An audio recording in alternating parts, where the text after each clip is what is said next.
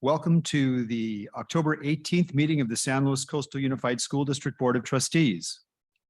At this time, we'd like to ask those in attendance to please keep their videos off and audio muted unless you're presenting information or speaking in public comment. Of course, we're referring to those who are joining us on Zoom. We're offering translation services for our Spanish-speaking attendees. To access translation, please click on the globe at the bottom of your screen and then the language.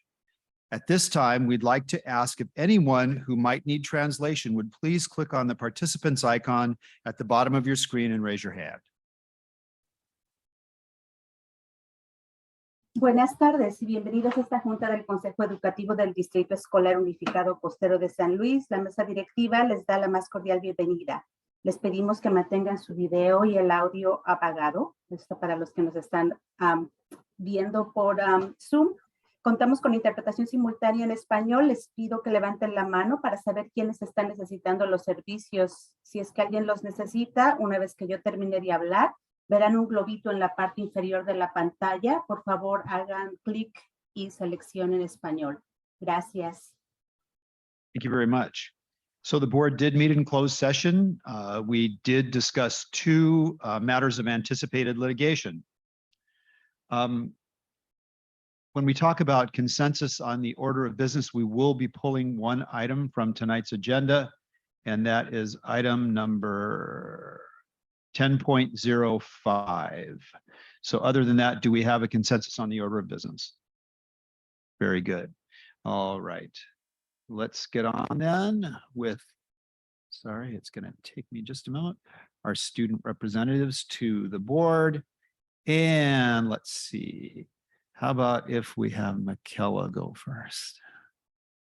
All right. Hi. Alana wishes she could be here again today, but water polo last, week of water polo, and you'll be seeing a lot more of her when I start basketball. But yeah, our school quantified some data as we have completed the first quarter of the school year, and here's a few items that we thought was pretty cool.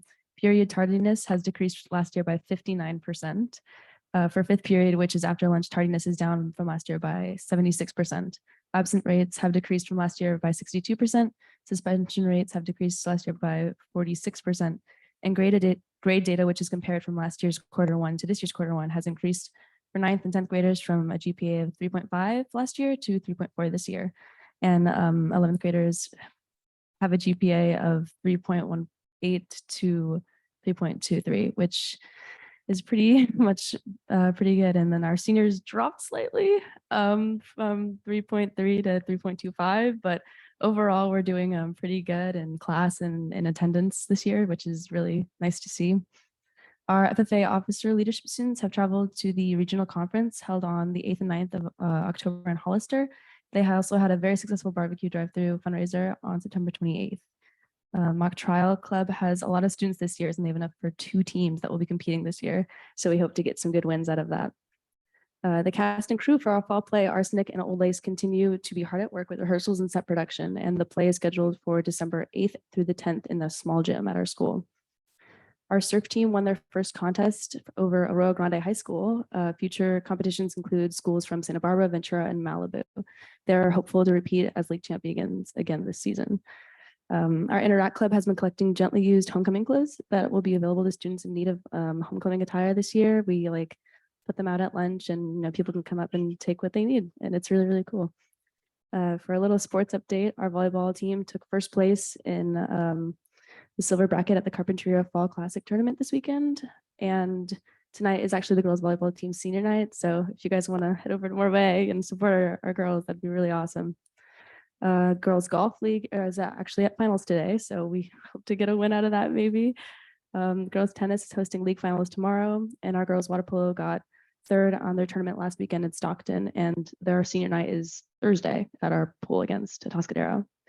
And football plays Templeton this Friday at our homecoming game, and we're really, really excited about that because Clash of the Coast, who's going to get the trophy, so that's going to be pretty awesome. And then also with homecoming comes Powder Puff. So our Powder Puff flag football is going to start up Well, we actually already have practices. So Wednesday, so tomorrow, we have the freshman and sophomore game is from 6 to 7, and 7 to 8 is our senior junior game. And we're really excited. And I'm playing, so you guys should all come and watch me play. And 50% of all our profits from the Powder Puff game are being donated to the National Breast Cancer Foundation. So as a part of our philanthropy, for October, it's just pretty cool, thing we get to do. And for our homecoming spirit week, which is this week, obviously, Monday was pajama day. Today was 1950s, where we had our soda shop in the quad, where students could create their own sodas during nutrition. Tomorrow is 80s Jazzercise Day, dance fusion, along with a couple ASB students will be leading a fun Jazzercise Zumba style workout at nutrition. Thursday is 90s hip hop, where we'll have a photo booth at nutrition where people can take photos in their hip hop attire. And Friday, which is my favorite day, 70s disco, and we're gonna have ABBA karaoke in the quad, and it's gonna be so cool. And Friday is just an all-around busy day. We have a Final Five rally where our Final Five senior pairs running for homecoming will get to compete in a lip sync battle against each other. And Friday at the football game against Templeton, our theme is blackout. So, everyone's gonna wear black, and then have our homecoming parade at halftime with all our floats and our class themes. And then Saturday is our homecoming disco fever dance from 7 to 10 at the small gym. And thank you. Great, thank you. Can I ask you a question? Of course. About the Powder Puff, actually. So it's going to be women's flag football, is that correct? Yeah, of course. And that's a big issue statewide now, is women participating in flag football. Do you see that as a sport that is up and coming at our high schools that we may at some point want to consider as a CIF sanctioned sport? Definitely. I mean, over 15% of our student body are participating in Powder Puff, either on the dance team or playing as an actual player or coach. And I think everyone, it's such a fun experience. And I think a lot of people don't know that because they associate it with being something like hyper feminine or something like that. And I think it's actually a really cool experience to get to play flag football as a team, and something that's not experienced by everyone at our school that definitely could use more encouragement. So yeah, I could see it becoming a CIF event. Great, thank you very much. Yes, of course. Michaela, any other questions for board members after Dr. Praterston? I was just curious, what's the story behind the boy that you serenaded at the football game? Yeah, we're curious That about that. was- We were both curious about that. actually. Well, he's my best friend, Charlie, and we Howard already agreed to go to homecoming together, but I've always wanted to co-propose to someone, and I had just watched the movie 10 Things I Hate About You, and the scene where Heath Ledger comes down on the steps and sings Can't Take My Eyes Off of You by Frankie Valli is just such an iconic moment in cinematic history, and I had to recreate it. I just had to. Great. You guys went to homecoming dance. Yeah, of course. Fabulous. All right. Thank you. Any other questions? Okay, you want to take it away, Atticus? All right. Again, thank you guys so much for having me. In the wake of homecoming, SLO High hasn't really had too many busy things going on, but we've had a few small things on campus. So I'll just take some time to highlight that. Our bike to school day, which was the Friday before last, went really great. We gave out Sylvester's Burgers free slider cards to all the people that biked and scootered, walked, jogged, came to school for any method of transportation that wasn't in a car. So it was really nice to see everyone go home happy with that and everyone participate in an event that promotes environmental consciousness on our campus. So super awesome.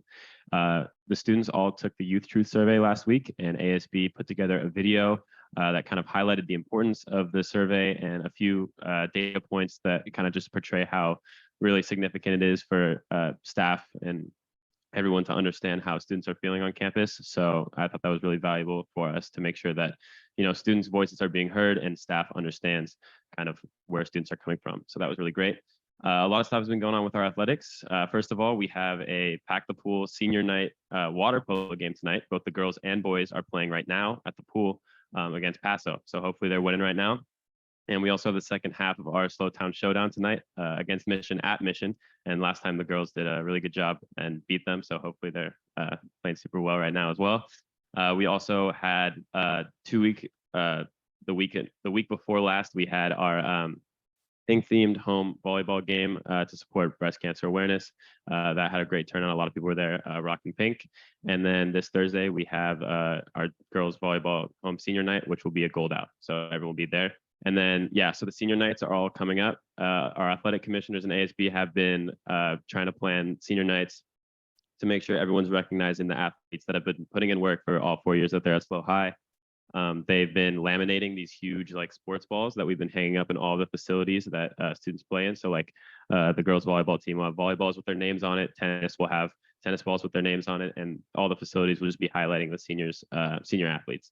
So also in the world of athletics, our athletic booster club is putting on a booster bash this weekend, and the ASB put together a video interviewing student athletes, kind of highlighting the things that they've gained from the booster support and things that they feel like they need to succeed in their sport.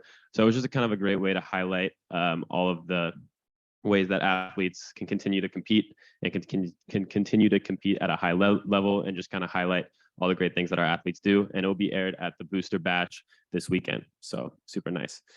Also, we have a kindness week thrown on by the Reach Club. So the kindness week is centered around anti-bullying and promoting a sense of inclusivity and kindness on campus. It's a spirit week. So Monday was Hello Day, where everyone got a little name tag and you were able to go up and meet a new person and just be able to see their name and start a new conversation. Tuesday, which was today, was Neon Day. So notice me in neon. So everyone was wearing stuff to help them stand out. And tomorrow, Jersey Day, will be sporting a team jersey because we're all on the team of kindness. And Thursday will be Hats Off to Kindness Day. So everyone's wearing their favorite hat. And then Friday, which is my favorite one, that seems like the one that'll help a lot, will be matching number day. So everyone will get a number on campus, and there's 2 of each number. So you go out and find the same person with your number. It'll start a conversation, hopefully start a friendship. And yeah, it should be a great week. And then we also have been planning our beach cleanup for a while now. Our beach cleanup will take place this weekend at Pismo. So it'll be really interesting to see all the students at the beach cleanup kind of working together to clean our community and making sure our beach is clean. So yeah, it's pretty much all I have. Thank you again for letting me share. Thank you. Questions for Atticus? Well, thanks. I'm just gonna Oh. say, it sounds like a lot of fun. I wish I could do it over. Great. Well, as always, you're welcome to stay. I think actually we're going to have some interesting discussions tonight. Let's see, there's some things we're going to be talking about. The A to G requirements discussion tonight. Actually, the secondary A to G results. So yeah, you may not want to stay for it, but you may want to check it out later because I think it could be interesting for you. So thank you very much. And again, you're always welcome to stay. Yeah, thank you. Now, I did blow it as I'm often want to do. We skipped item 5.03, seat the appointment as if elected trustee. Dr. Prater, you're going to have to take this and you're going to have to explain it to, I think, lots of folks because it's something brand new for us. Yeah, thank you, Mr. Unger. This is new, coming straight from the county clerk recorder's office. And what this is for trustees that are currently running but have no opponent. And so in this particular election cycle, Mrs. Sheffer, who represents trustee area 5, has no opponent in her particular trustee area. So as a result of that, they have come up with the term seat the appointed as if elected trustee. So what this means is the vote, the board will need to take action this evening, acknowledging that she will be appointed as if elected this December 13th at our organization meeting. And at that time, she would take the oath of office. And so tonight I'm asking you to appoint Mrs. Sheffer as the appointed trustee as if elected. Okay. Is there anyone from the public that would like to address us on this item? Okay, seeing no one, I'll bring it back to the board. Would someone like to make a motion to appoint Mrs. Sheffer as if she were elected? I would move that, please. Okay, hold on just a I'll moment. second. We have a motion by Marilyn and a second by Evelyn. Is there further discussion on this?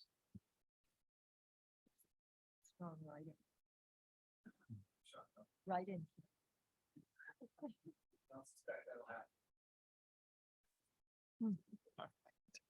Mrs. Mrs. Roger, Mrs. Sheffer, I'm sorry, yeah, no, I'm not talking to you. Mrs. Frame, Mr. Buckman, Ms. Dobler Drew, Yes. I'm a yes. Mrs. Sheffer, I'd love to. thank you very much. Now, Mr. Mayfield, 6.02, Los Osos Middle School program highlights. And by the way, we are at Los Osos Middle School tonight. And thank you. Yeah, exactly. We did. As we try to do every year, the host school, we have the highlights from that school, and we have Principal Carl Bloom to give us those highlights for Los Osos Middle School. Mr. Bloom. Thank you very much, members of the board. It's great to be here. I'm going to give you a 5-minute highlight of Los Osos Middle School and ad lib and a few other things. So you can pull up the slideshow. Let's get your slideshow.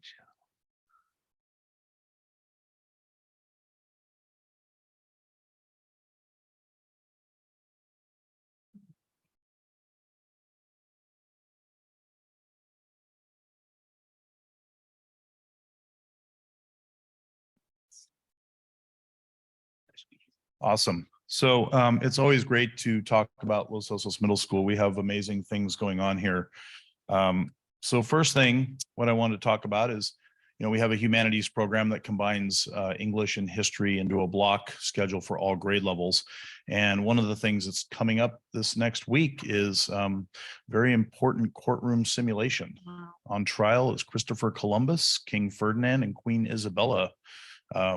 This is Miss Tyner's classroom. These are a shot from students from last year doing it. It's a total highlight, and kids just absolutely love the process of critical thinking about whether crimes might have been committed in the exploration of the world. Hands-on learning in the garden. Miss Stoneman, Mr. Olson, and Mr. Hoskins do this along with Mr. Chestnut, who is an amazing community volunteer. They teach students about seed germination in this case. So they were looking at many different types of seeds. They were planting them and preparing for their growth experiments around how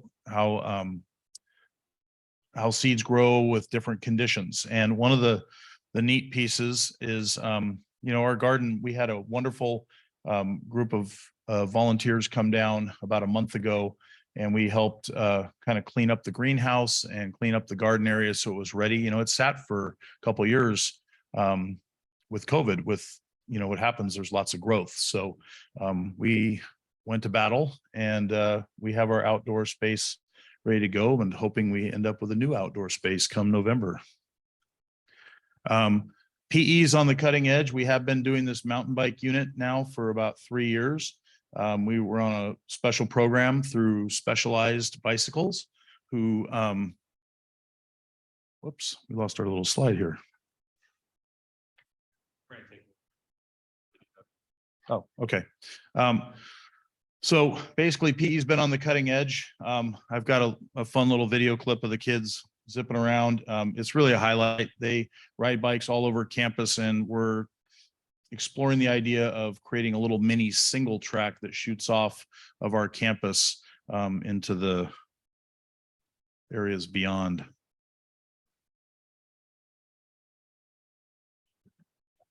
One second. Mr. Bloom, Yes, is Specialized providing bicycles at a reduced cost? they gave them to us for free, 51 bicycles with the helmets. It was a grant program, and the goal of the program was riding in a 6-week period, 3 days a week for 20 minutes. And their premise is that it helps to reduce student anxiety. And if you are prone to be a bouncy, active student, it helps you the rest of your day if you happen to have PE in the early part of the day. And that's the premise of the ride program. And it's amazing. Wow. It's just awesome that we got those 51 bikes, and we've been sustaining them, and we haven't had to really add more. But the best part, they haven't asked for them back. That's So I true. think we'll have used them well enough that nobody really wants to ride them but us. Yeah. That's Mr. Buckler. really terrific.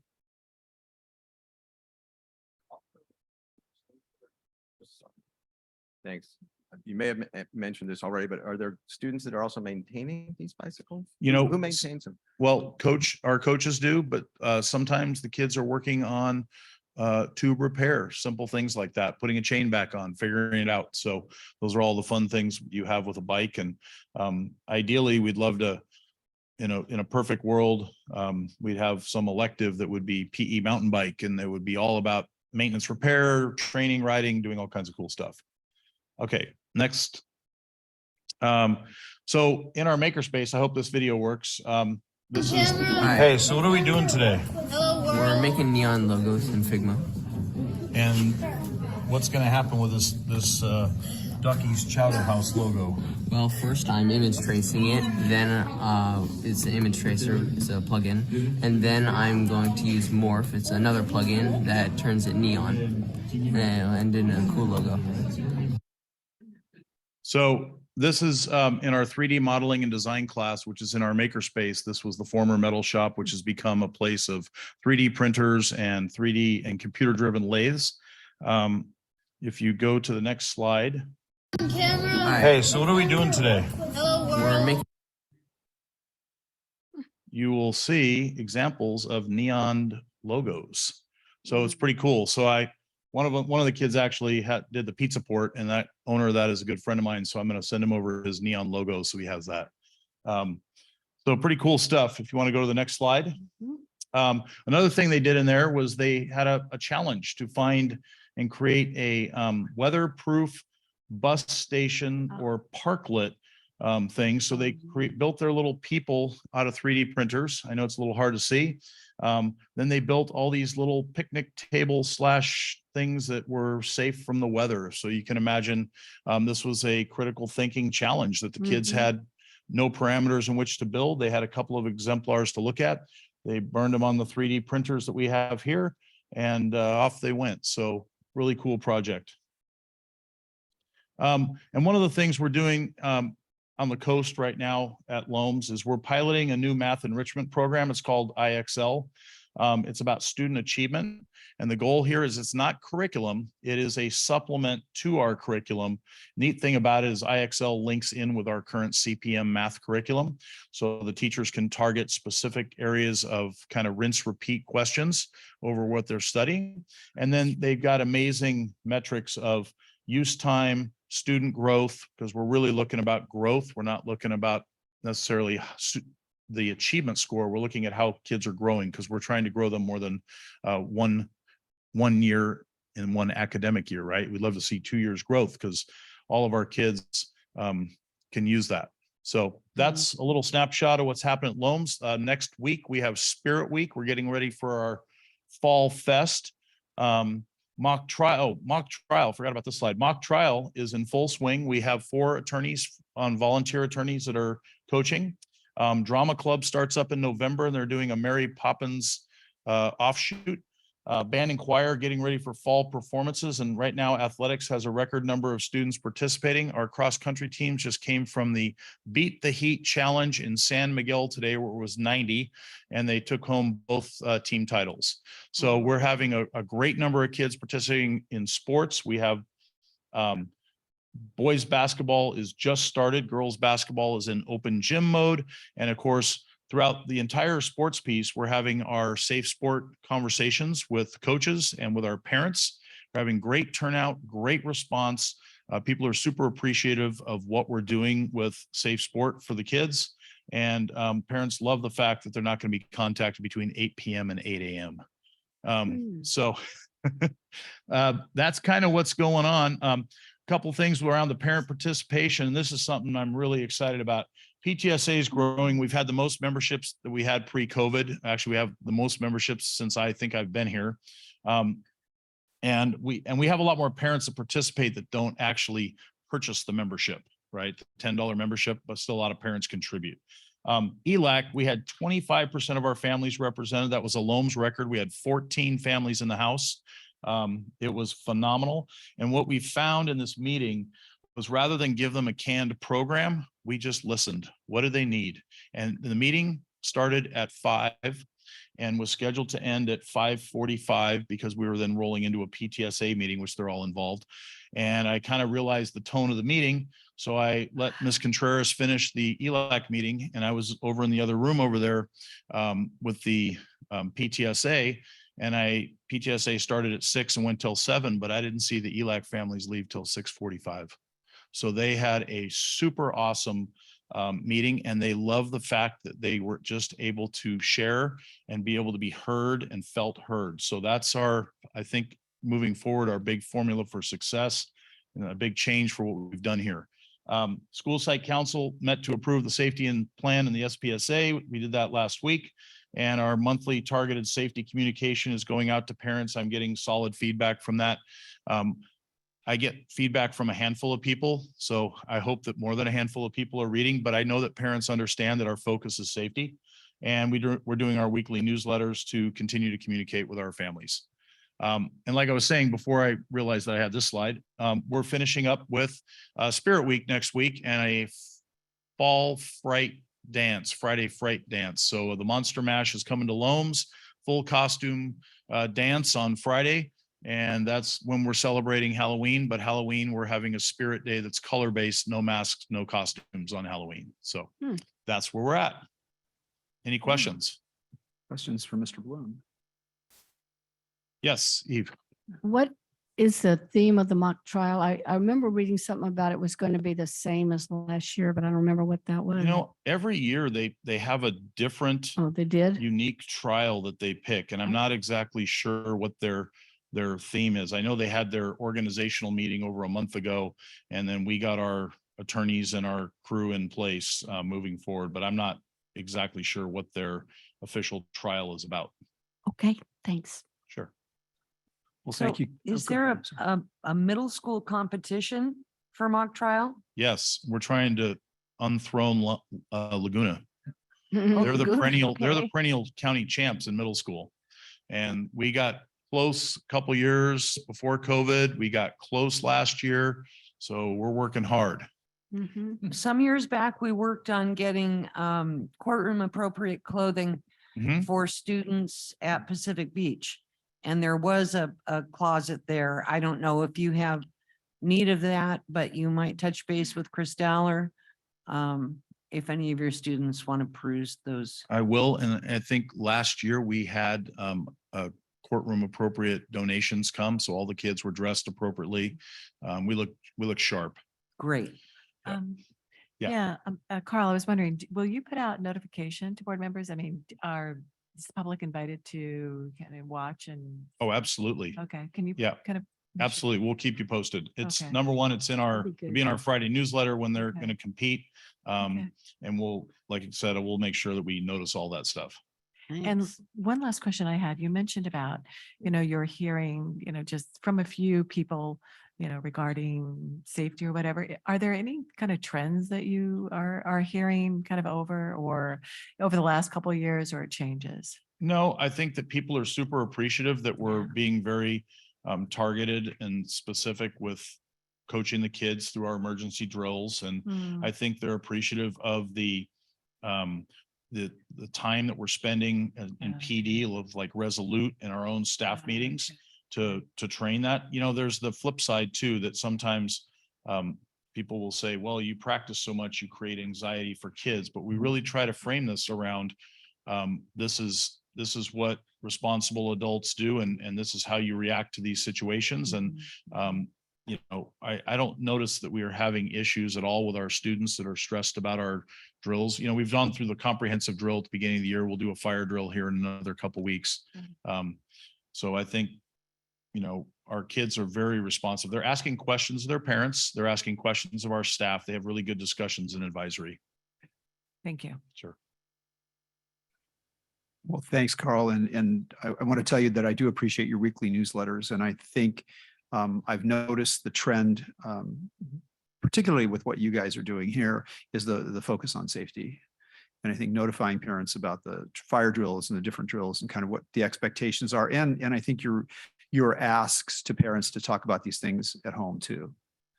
So I think, those are the kinds of things that hopefully are helping people understand what we do here to keep our kids safe. Right. So, And we know that the safest communities, right, are the ones that Right. are having the tough conversations, both in the homes, within the school, and everybody's part of the puzzle, because it's not just us alone. It's Yeah. the whole community. So Yep. it's neat. well, thank you. If there's no other questions, we'll move on. Thanks, Mr. Bloom. Thank you very much. So we're at 6.03. Eat Real certification and National School Lunch Week. It seems like we're every other week or so, we're getting great stuff coming out of food services. Welcome, Erin. Well, thank you. That is great news. Hi, everyone. My name is Erin Primer. I am the Director of Food Service at San Luis Coastal, and I'm going to share my screen here and some exciting news and updates that we have. It was just National School Lunch Week, so we're coming off a bit of excitement with that. And we have some very exciting news to share with everyone. And that's what tonight's presentation is all about. So tonight I have the honor and privilege to talk to you about our Eat Real certification. You'll remember this logo from some celebrations we've had introducing this program. And tonight I get to share some very exciting news with everyone.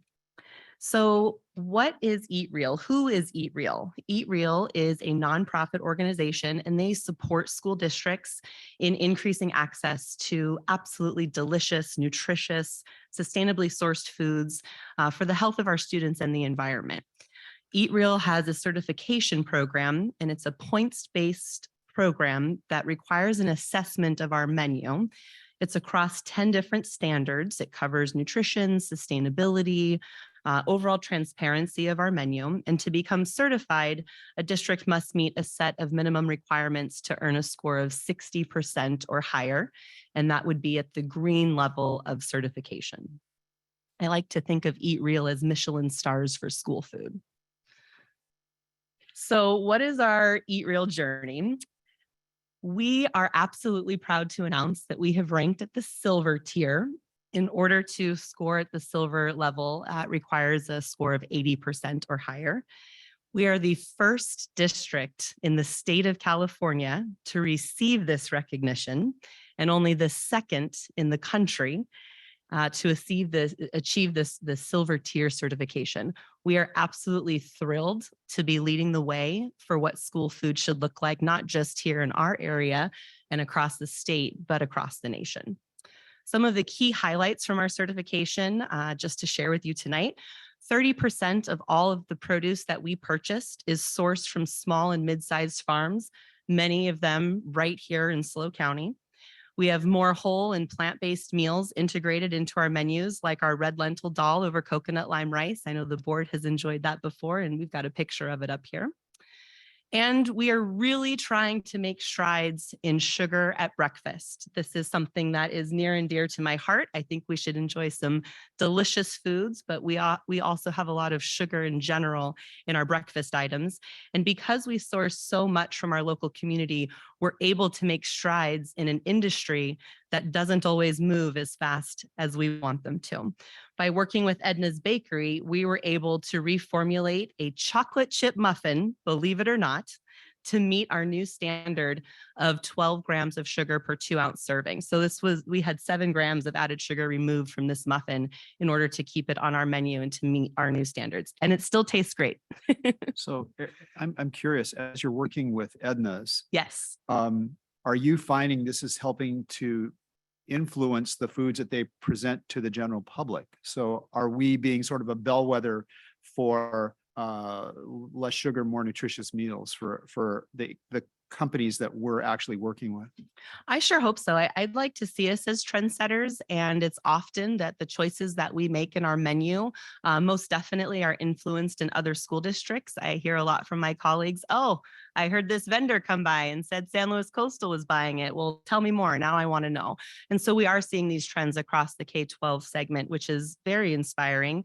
And I do think that this will come to consumers. There's a bit of a gap currently between what we are required to serve in schools and the products that are reformulated to meet those needs and what we find in the grocery store. Believe it or not, they're not actually the same. So I think consumers are the ones that hold all the cards. Every time we make a choice with our pocketbook about what we're going to choose for ourselves ourselves and our family, we're making a choice about these types of things. So buying the local muffin, purchasing from your local bakery, I think those are the strides that we need to make in our food system so that manufacturers know that we want the lower sugar cereal in the grocery store, not just at schools.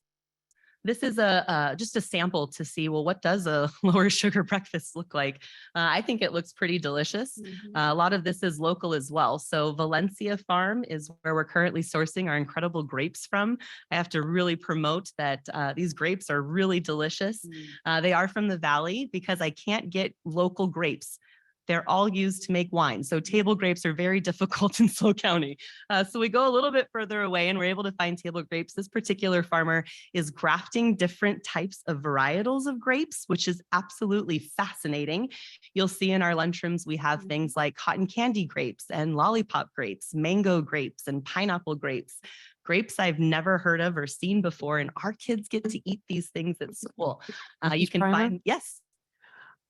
As you're speaking about the grapes, I just would mention that not too long ago, I was at the farmer's market in Baywood and it's the same lo and farmer. behold, here is Mrs. Primer and her 2 children, and she is sampling grapes. And I'm telling you, I've seen people less excited with winning lottery tickets than you were over, this is a watermelon grape. Look at this, a pineapple grape. Amazing. Cotton candy, yeah, you were really excited and took information from that fellow, and now I'm seeing that they're being Look what presented to our happens. kids. It's pretty cool, right? Yeah, What an really incredible awesome. job I get to have, that I get to go to the local farmer's market with my family, make choices for what goes into my home, find incredible things, and then bring them to our students. Thank you so much. It's fun. It's so much fun. And I'm glad you got to try them as well. We've got some raspberries that came from a local farm as well. We're purchasing from Cal Poly. We had a U-Pick this weekend where families got to come out and pick apples and pomegranates. We also get them from Bautista Farm. I go on and on about all the farms, but to see what a lower sugar breakfast looks like, I think is inspiring, and that we don't have to miss out on anything. We can still have an abundance of variety, beautiful colors. There's still chocolate. You can still have chocolate for breakfast. It's just less of it. We're also going to be looking at more protein heavy breakfast items. I have some interesting thoughts on not using flavored yogurt, sugar, not having flavored yogurt plain, but getting some local flavorings from Cook's Flavoring Company and making our own version of that. So more to come on what that looks like. You mentioned the U-Pick, and Yes. I read about that. It was, I think, fairly well publicized in our school newsletters. For anybody that might be listening, would you describe that? Because I thought that was very cool. Yes, definitely. I'm going to go backwards real quick so I can pretend I'm not on the next slide yet. So we actually discovered this summer with the Summer Experience program. We were partnering with Cal Poly Farm on just procuring different fruits and vegetables for the meal program. And they said, hey, do you think families would want to come out to the farm and pick some things? And we thought, yes, and we do as well. So we all want to come and do this. We promoted the event this summer. This summer it was peaches. I don't know if anybody came out for peaches, but they were amazing. That was the first time we had done it. I want to share a little secret, and that is that through grant funding, we had advertised this summer that we would purchase the first pound of produce for free for any San Luis Coastal family or friend, right? You work with it, come down, get the first pound free and enjoy the farm. There was so much participation at the farm that they actually said, we're not even going to charge you. This was so great for us to have exposure of families to come out who have never been, who didn't even know a farm existed here. Keep your money. This was great for us. So what a great way to see that this truly works. It works systematically. It works for our entire food system. And these are the kinds of connections that make it possible. This is not work that is done alone. This is work that is done in partnership and community with incredible people such as Eat Real, such as our local farms and farmers. So this weekend, they said, come out, let's do it again. We're actually making it a seasonal thing. So 4 times a year, there will be a San Luis Coastal hosted U-Pick event at Cal Poly Farm, which we will promote across newsletters and in all of our school sites to encourage families to come out, see how food is grown, where it comes from, pick their own. Recipes were being shared yesterday. We've got someone who works with us who created an apple harvest salad. It's currently on our menus on Mondays and Fridays. She handed out the recipe while families picked apples in the orchard and said, hey, do you want to know what to do with some of these apples when you get home? And families were so receptive of that. So not just this farm to table concept, but really going further to deeply understand our food system and to benefit it. Again, another great turnout of families coming. This time there were a few repeat customers who said, I was here for peaches and they were so good. So I know I have to come back for apples. So apple you pick. You'll see citrus in the wintertime. We'll make sure you're invited. Can you make sure the board knows too? I don't Yes. remember hearing about it. Maybe it's on me. I don't know. I will send you a personal invitation. Thank All you. right, so we do want to celebrate Eat Real. This is what we are celebrating tonight is our certification, and to celebrate this incredible distinction of a silver tier certification, we decided to celebrate during National School Lunch Week, and we picked 3 of our school sites to do some in-person events. Our first one was at Bishop's Peak Elementary. We tasted local finger limes. There was a Meet the Farmer with Shanley Farm. They grow the finger limes in Morro Bay. We tasted strawberry passion fruit parfaits. And I have to just ask Mr. Pinkerton what his feedback might have been about that particular item. They were fantastic. And I don't like yogurt. And it was really good. I think what shocked me more than anything was the number of kids taking a finger lime, trying a parfait, like things that I would like as a kid, I would have never tried that. And like almost every single kid at the school walked through, grabbed one, the finger lime. The farmer was just stoked, super happy to share what he does every day, like with the kids. It was really cool. I have to tell you, my favorite part was seeing Mr. Pinkerton sell the parfaits to the students because he loved it so much. It was pretty cool. Did you do the 3-layer tasting where you were, I love it, or I didn't like it? We did not. We had so many things on our table that we didn't get to voting, but I will tell you that most kids loved it. It was a great experience around this Halloween time because it's kind of a spooky treat or a funky fruit. They're very tart and sour. And I will tell you the secret, specifically with elementary aged boys, is to dare them to try the finger lime. I had a lot of takers because I said, this might be too tart for you. I don't know if you can handle this. And boy, did they want to prove me wrong. So we had lots of finger lime tasters. I do want to highlight just more of our community helping us out here. Stephanie, one of our newer employees at Bishop's Peak, who is amazing, dressed up as a strawberry to taste the strawberry parfait. You got to love that. And we also have Jiwan and Beth from Eat Real, I think, who are also on the call tonight celebrating with us. So this was a huge honor and a huge recognition. We started at Bishop's Peak. Then we went to Hawthorne Elementary for lunch. We continued the finger lime train. Didn't think I'd say that tonight. We did another Meet the Farmer. Our farmer, Justin, was kind enough to stay with us for both events. And we tasted the parfait again. Eat Real presented us with a beautiful certificate. And we had passion fruit left over from this parfait.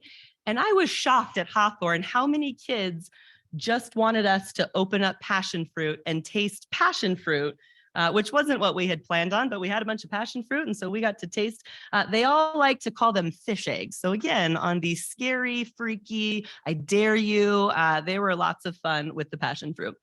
The next day, we did lunch. And so this was our grass-fed beef burger. Thursday is our local Hearst Ranch Burger Day. And so we had another infographic about our local burger, just again, looking at those beautiful colors, variety of fruits and vegetables, delicious burger patties that we all know on that local Edna's bun. We even get that Cal Poly cheese, which is delicious. So we went to Monarch Grove. We continued the finger lime tasting. We tasted the parfaits. We had a blast tasting at Monarch Grove. The kids there were so excited, many of whom knew finger limes. They were like, yes, I know this and I want more of it. And this is great. So we made sure to get these little packs that they could take home and enjoy with their families. It was really fun to get to see them. And also with the passion fruit. Passion fruit, I'm calling it right now, is the new hit fruit. That's like the big trending fruit here is passion fruit. They were all very excited about that. This is just an announcement that we shared. This student, we do have her permission to use her photograph. I asked her, that is my daughter, Ella.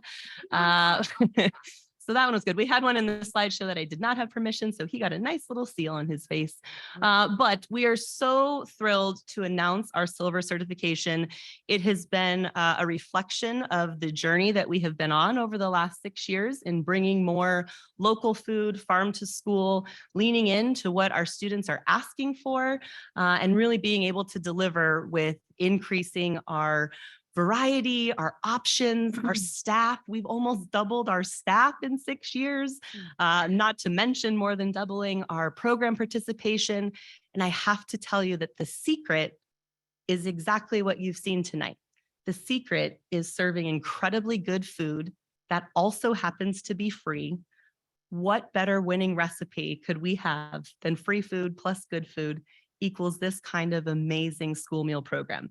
So I am absolutely honored to share with you tonight and to present to you, President Unger and Dr. Prater and the board, a certificate of achievement for San Luis Coastal Unified for our Silver Eat Real certification.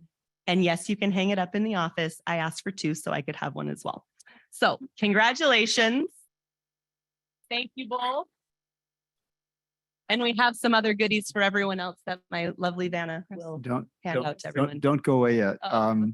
First of all, is there anyone from the public that would like to congratulate us on this achievement? No. Board members, Mrs. Frame. Well, Aaron, I just wanted to, you're wearing my favorite jacket. And whenever I wear that jacket, it's a talking point because people look at that logo and they ask me questions. And so it's kind of a great kind of start off to talk about all the great things. And I really wanted to say, you know, I think living in the area that we live in, it's kind of easy to take for granted. You know, we live in the plethora of great produce and farmers and ranchers. And sometimes it's easy to take for granted that this fare, this nutritious food that we're serving is kind of standard, and it's not. And I really want to congratulate your intentional reaching out and to our local farmers and procuring and cementing these relationships, because it's really it's for our kids and it's for our community. And so these types of relationships are fantastic. And I want to commend your kind of passion and your drive and your determination to really feed our students and feed our staff such great food. I did have one quick question is, you know, as I was listening to you and I heard you say that word lean in, I was thinking to myself, you know, you're so busy and you have so many, you know, things going on at the same time. And I just had a vision when you talked about culinary and leaning in, and, you know, what kind of vision, you know, in leaning in would we potentially look into for our CTE culinary arts and that integration and those kinds of things that really build kind of not only relationships, but jobs, and, you know, something that, you know, thinking further down the line. But again, I want to thank you for this journey that you've been on and kind of the celebration. So thanks again.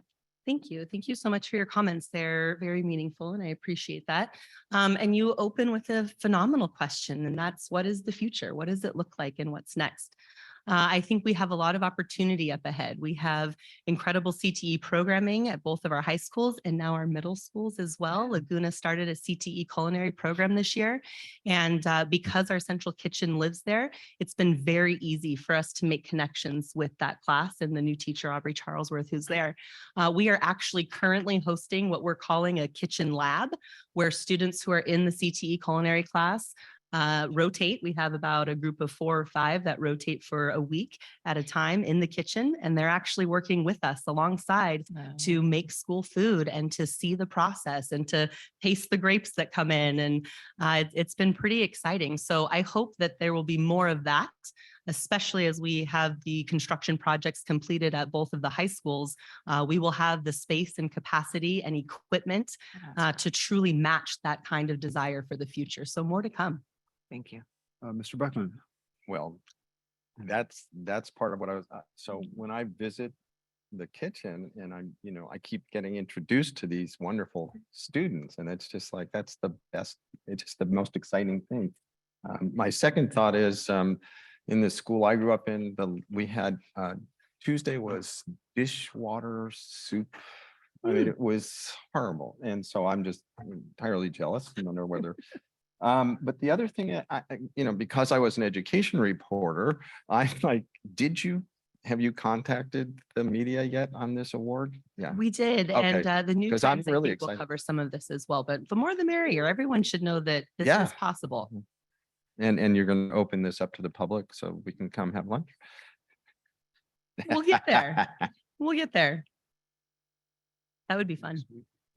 One thing at a time. Kids are at the heart and center of everything that we do. So every decision that we're making, it centers around how does this affect students, and is this the right choice for us? And how do we make sure that that's in alignment? And of course, we want to feed adults. We want adults to eat the same wonderful, delicious things that we have for kids. And it's a balancing act to ensure that they still remain at the heart of what we do. So Erin, I just wanted to compliment you on the great work you're doing and your devotion, your deep devotion to and knowledge and understanding of the role that good nutrition plays in the ability of our students to look forward to learning, be able to learn better because their stomachs are full. Your work, your outreach and continued work. And also, when I go to farmers market, a lot of the vendors there are parents or grandparents of our students. So it really is local to know that the people planting the crops, harvesting the crops, bringing them to farmers market are really part of our school community in many ways. And it's another way to embrace that in our all means all culture. And that means a lot to me as well, to talk to the vendors and say, I've seen your kid around, where does your child go to school? And know that they're here in our district. So thank you. Thank you. I will add to that this is a never ending journey and we continue to discover new things. We recently found another parent who is starting his own cottage business for gluten-free options and going on our all means all mantra. I think it's so important that we utilize that in our school meal program to ensure that students of all different types of diets feel safe and comfortable eating with us. So it's even more exciting to find that there are parents who are doing some really exciting things and to be able to partner with them to continue to offer these options. Thank you. Anyone else? Just want to thank you for your creative approach and your concern that everybody be healthy. And I've just really, in the 2 years I've been here, I've really enjoyed knowing you and being fed by you. Thank you. And so glad to know that the kids are, everybody assumes that, school lunches are so terrible. And I can proudly say, not in San Luis Coastal. So That's true. Thank you. that's right. So if I can just finish up a couple of things, Mr. Edgar. So I just want to, again, kudos to Erin, her work, her vision, her drive, all the things, right? I mean, it's incredible. And I think, in talking with the eReal staff last week when I went to Bishop's Peak, it's like Erin's like the goddess, right? To these agencies and groups that are really trying to push this into schools. And they need people like Erin Primer, right, to actually do it and get it there. But again, and Erin will tell you this, and Chris will tell you too, it does not come without a ton of hard work. And I mean, our staff is, doing anything and everything they can. We're adding hours, we're adding positions. We have cooks now. We have, it's just constantly, we're increasing a lot of positions to 8 hours now to try to draw more employees into these, right? Because, in the past, I'll work at the 5-hour job. Well, I can't afford to work 5 hours, have a part-time job. But these are now like 8-hour jobs with benefits, with retirement. So, we're constantly trying to add more people to the team. So that is something that hopefully it will catch up to it. But this free meals for all, the stuff Erin's doing, more and more kids eating every day.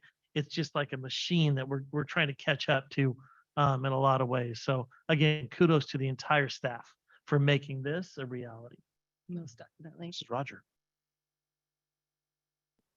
Thank you. I guess I am the last, but oh, Mr. Unger behind me. You know how much I appreciate you and know what you do, and so I don't have to say a lot here. Thank you so much. So I got a couple of stories to tell you about this because I think it's really germane to actually some of the comments that Mrs. Frame was making. So when I was young, 6th grade, we had a school newspaper. And I was interested in cooking and I made this I thought it was great spaghetti sauce. And I wrote a column in our school newspaper, the UES Cub, Chef Chris's Recipes. And so I worked at a summer camp and I worked in the kitchen in the summer camp. And I got to junior high school and I thought it would be fun to try to work in the cafeteria. You know, this was at the time, of course, it was USDA's, you know, surplus food, canned peanut butter, peas, you know, cling peaches, things like that, giant hunks of butter. And so the first day I go there to work in the kitchen, hoping that I was going to get to learn something, guess what I wound up doing? Dishes. And so do you think that I participated and pursued that? No way. It wasn't going to happen. I didn't want to, I had done enough dishes in my life and I didn't want to do them anymore. And to hear that we're actually creating these opportunities for students to learn about food and to learn about the preparation of food and to learn about nutrition, I think is so critical and so valuable and so important. One thing that I think Mr. Pinkerton failed to mention is that you run an enterprise fund. And for those who don't know what that means, is that means that you've got to be self-sustaining, and you are. And I know that we've had a lot of help from the state of California. Fortunately, you know, luckily the pandemic funds have really helped us, and really a recognition of the needs that kids that are hungry and kids that are malnourished cannot learn. And to learn those lessons and to really try to do something about them. And then, like I said, again, to create interest in these things. I don't know if I told you, but I've spoken to Dr. Prater about this. When I was in Washington, D.C. last April, I met a woman named Stacy Dean, who's the Deputy Undersecretary for the USDA Food, Nutrition, and Consumer Services. She gave us a talk about food service, and I spoke to her afterwards about the great things we're doing and invited her to come. She wasn't able to do it. I'm going to talk to Dr. Prater about reaching out to her again and really seeing if we can get some federal recognition for the great work that we're doing as well. Wow. So I really want to thank you, and thank you for all the hard work and the great stuff that's going on in our schools and our nutrition. Thanks for food services. Thank you all incredibly much. Thank you very much. Okay. 7.01 correspondence. At the time of the preparation of the agenda, the board had not received any correspondence. It will move on to public comment. 7.02. At this point in the agenda, the board welcomes comments on matters of district interest. The board will listen but cannot engage in discussion or take action on items not listed on the agenda. Generally, this section of the agenda is for individuals or a representative of a group to address the board on issues not listed on the agenda. Speakers who wish to discuss items on the agenda are asked to wait until that item comes before the board. However, comments may be given on agenda items at this time if it's not possible for a speaker to stay until the agenda item is heard by the board. If you submit written comments on a topic, you will not be allowed to also speak on that topic. Comments or correspondence submitted anonymously will not be accepted. If you're here in person and you'd like to speak, please complete a yellow public comment request form and submit it to Mrs. Dawson. In-person public comments will be heard first. If you wish to speak via Zoom, please click on the participants icon at the bottom of your screen and select Raise Your Hand. When your name is called, you may restart your video if you wish and unmute your audio. If you need assistance with your video, please let us know and we'll attempt to fix it. If you have a problem with your audio, please click on the thumbs down icon and we'll attempt to assist you. Written public comments submitted prior to the board meeting would be read by Mrs. Sheffer. However, we did not receive any this evening following the verbal public comment. All public comments will be listed to 3 minutes, a limit of approximately 450 words in written comments. Anyone wishing to speak may not cede any remaining time to another speaker. Any portion of your comment extending past the 450 word limit, this is of course written comments, may not be read aloud due to time restrictions. All written comments that are not read into the record will be made part of the meeting minutes, provided that such comments are received prior to the end of the meeting. Please be aware that written public comments, including your name, may become public information. Thank you very much. Is there anyone who wishes in the meeting tonight who wishes to address the board? Mr. Angel wishes to address the board. He was Thank you. very diligently looking for. Looking for the yellow paper. All right, I'm ready. You got timer going? Hi, I'm Phil Angel. I represent the 440 plus educators for San Luis Coastal Teachers Association. And I'm just here to talk. This is my first year getting to do this, and it's very interesting. One of my priorities this year as an association is to how can we educate our teachers to become professional learners in all aspects. So our executive board met and we decided to spend as much of our dues as we possibly can, sending our teachers out to different conferences that align with our district. That's a big piece of what we do. We're constantly trying to educate ourselves and stay on top of it and trying to align everything with what we do in the district. On that note, we sent 3 special ed teachers to the CTA's special ed conference. They came back with all kinds of stuff that they can use in their classroom, but they also tuned into some of the issues that are facing educators here in California. And as you know, the two biggest issues that our teachers face and our special ed teachers face is how safe are our classrooms? How are we responding to safety and threats from students and other people in our classrooms? And I'll have you know, Dr. Pritter and I have met with the cabinet on issues regarding staff and teacher safety. And we're brainstorming and coming up with solutions. And so I really appreciate that piece. Coming from the special ed conference, San Luis Coastal is not alone in receiving a lot of threats, but we are being proactive. The second one, and I get a chance to talk to all our teachers, or as many teachers as possible. Second thing that teachers are facing today, and especially here in our county, is the access to workforce housing.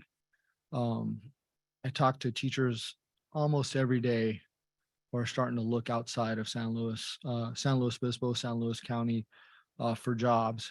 And so it's an issue I know Dr. Prater and I have talked about a little bit, but whatever we can do to petition our city leaders, our state leaders, how can we keep our young staff here in San Luis Obispo? How do we keep them from having to commute to Santa Maria and Paso Robles and other places? So, you know, it's just something we're facing, and I appreciate you hearing me out tonight. Thank you. Great. Thank you very much, Mr. Angel. And great job. Food service is really awesome. Yeah, they rock it, don't they? I may have gained a pound or two this year.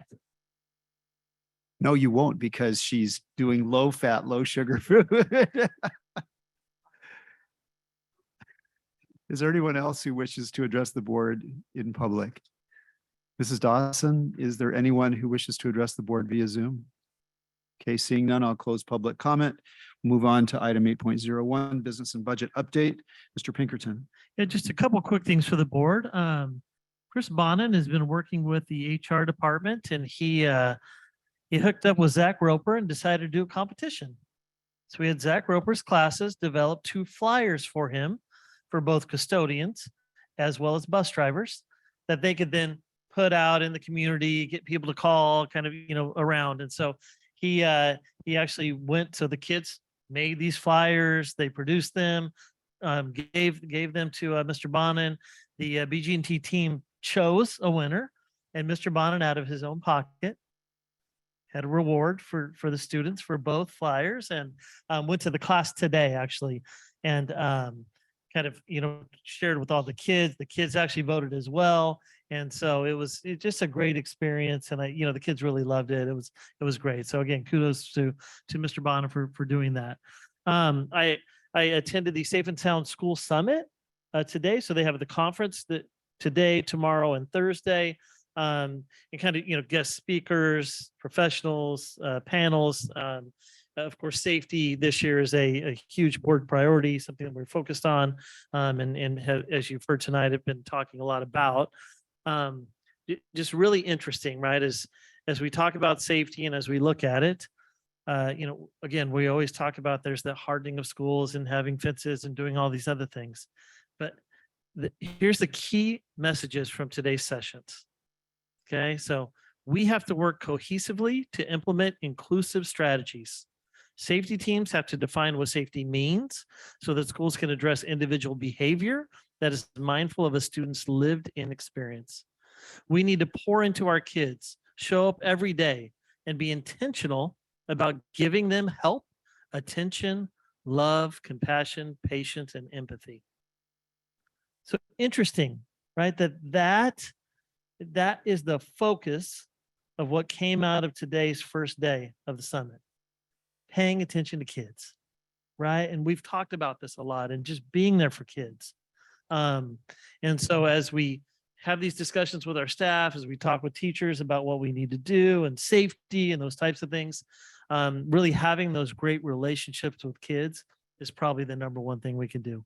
So I look forward to the next couple of days. I'll share that information with the board that kind of comes out of that. And so just reinforcing, the things that we're doing as a school district as we move forward.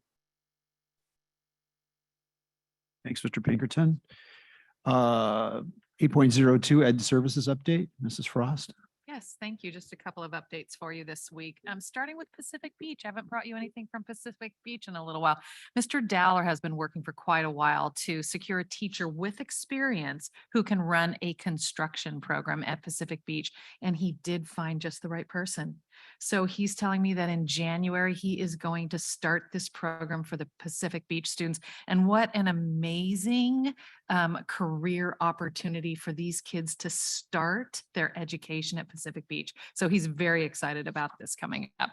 We also had our first DLAC meeting last week. Mr. Mayfield, Mrs. Addis helped coordinate it. It's really the parents who coordinate the whole program. It's really quite amazing. And we had EL parents from across the district, talked about uniform complaint procedure, which is something that we're required to do, but really got into a good conversation with the families. And we had a presenter, and this is Miss Addis and Mr. Mayfield arranged. She talked about self-care, a bilingual presenter, very, very well received by the parents. So very positive meeting, looking forward to several more throughout the year. And then finally, Mr. O'Connor and I did our second safe sports training for coaches. So last week we met with winter sport coaches at SLO High. We met with both Morro Bay coaches, SLO High coaches. We probably had 50 coaches in the room. We went in detail over the safe sports policy and even started some training with them. So it was a really, really valuable night. Mrs. Frame, did you have a question? Yeah, Ms. Frost, I just had a quick question regarding the training.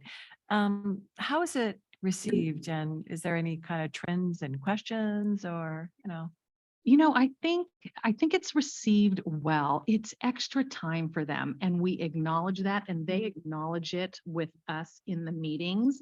But we had a really deep conversation about bullying and hazing last week. And Mr. O'Connor led that conversation. We talked about what they're seeing, what was their own experience, how do they want to make it different for their players, right? So really deep conversations. This last meeting, we also reserved time. We brought computers and we gave them time to do their mandatory trainings there and kind of helped walk them through it. Perfect. Yeah, thank you. Good conversations. Thank you for asking. Are there questions from Mrs. Frost? I'd just like to add, if I can. So I was lucky enough to attend the DLAC meeting, and it's really incredible. And the interesting thing to me is when I go to DLAC, the meeting, as it should, is in Spanish. And so you wear the headset that we usually ask other people to do, and it's just so interesting being in the shoes of other people and watching it progress and struggle a little bit with trying to keep up with the conversation, and really opens my eyes each time I attend. And then the parents are just amazing. So it was really good, and I really appreciate you doing it. Thank you, Rick. Thank you, Dawn. So I have a question. Do we know if there's an increased attendance by the DLAC families over time? Because I've heard, that it's sometimes these events are not as well attended. So have we seen a lot of improvement there? Yeah, usually there's one representative from each school that has an ELAC that comes to DLAC, and then it's limited to that. So the attendance has been pretty stable. But one thing I noticed, this was the first meeting we've done in person in several years, and it was packed with a bunch of people who weren't technically representatives, just came to attend the meeting. And we also had quite a mixed group as well. We had an Indian family in attendance, a man from Ukraine who represented Del Mar Elementary School, and a woman from Iran who was there as well. It was really, and the enthusiasm was tremendous. The gentleman from Ukraine, his wife gave birth to a child that afternoon, and he attended the meeting. Oh, wow. Anyway, and so we got to start off the meeting with that great news. So It's good to hear. it's great. Great, thanks. Thank you. How about Measure D update, Mr. Pinkerton? Yeah, I'm actually going to do a little Measure C for a minute. And so we put together draft facility boards and TK facility boards. And those have gone out to all the elementary and middle schools just to kind of, so parents can see like what are we looking at in terms of projects and the focus of Measure C. And so kind of reminding them the elementary, middle school, Pacific Beach High School focus. We had an interesting end of the week last week when we found out that the ballot language was incorrect.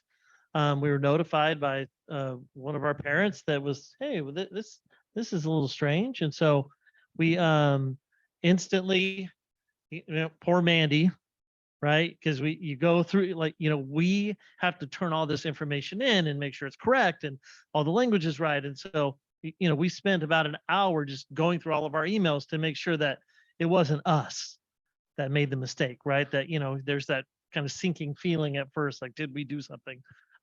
So happy to know it had nothing to do with what we had turned in or given to the county. So that information was all correct, had gone through. It was a printing error that happened at the printer. So I think the county had even proofed it. And then it went to the printer, and that's where it got messed up.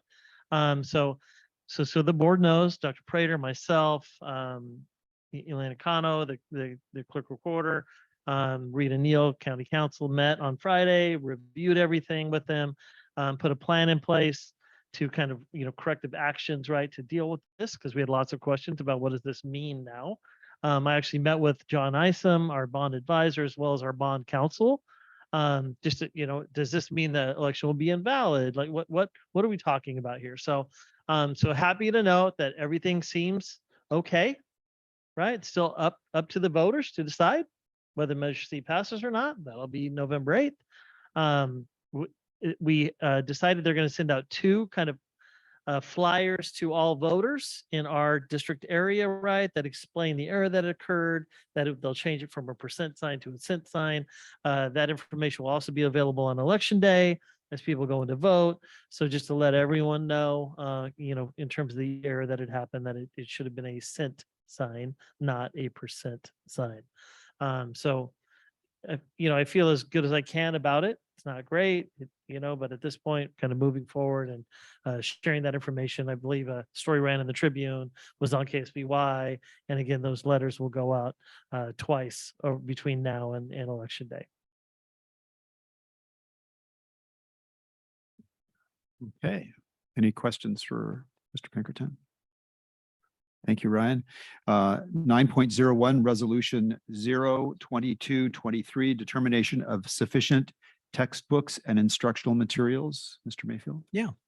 At the last board meeting, we held a public hearing and to give the public the opportunity to give us some feedback on textbooks and facilities. I can certify that all of our sites and all of our students have sufficient textbooks and materials in all of the core academic subjects, and that our buildings are in very good repair. We had a Williams Act visit, as I mentioned, at the last meeting from the county. And at that visit, we passed all of the areas, including sufficient textbooks, materials, facilities, and teacher credentialing as well. And so tonight you have a resolution in front of you that basically certifies that. Can I ask something? Hold on just a second. I want to go to the public.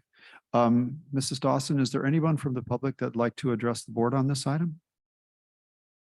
Okay, seeing no one, I'll bring it back to the board. Ms. Dobler-Drew?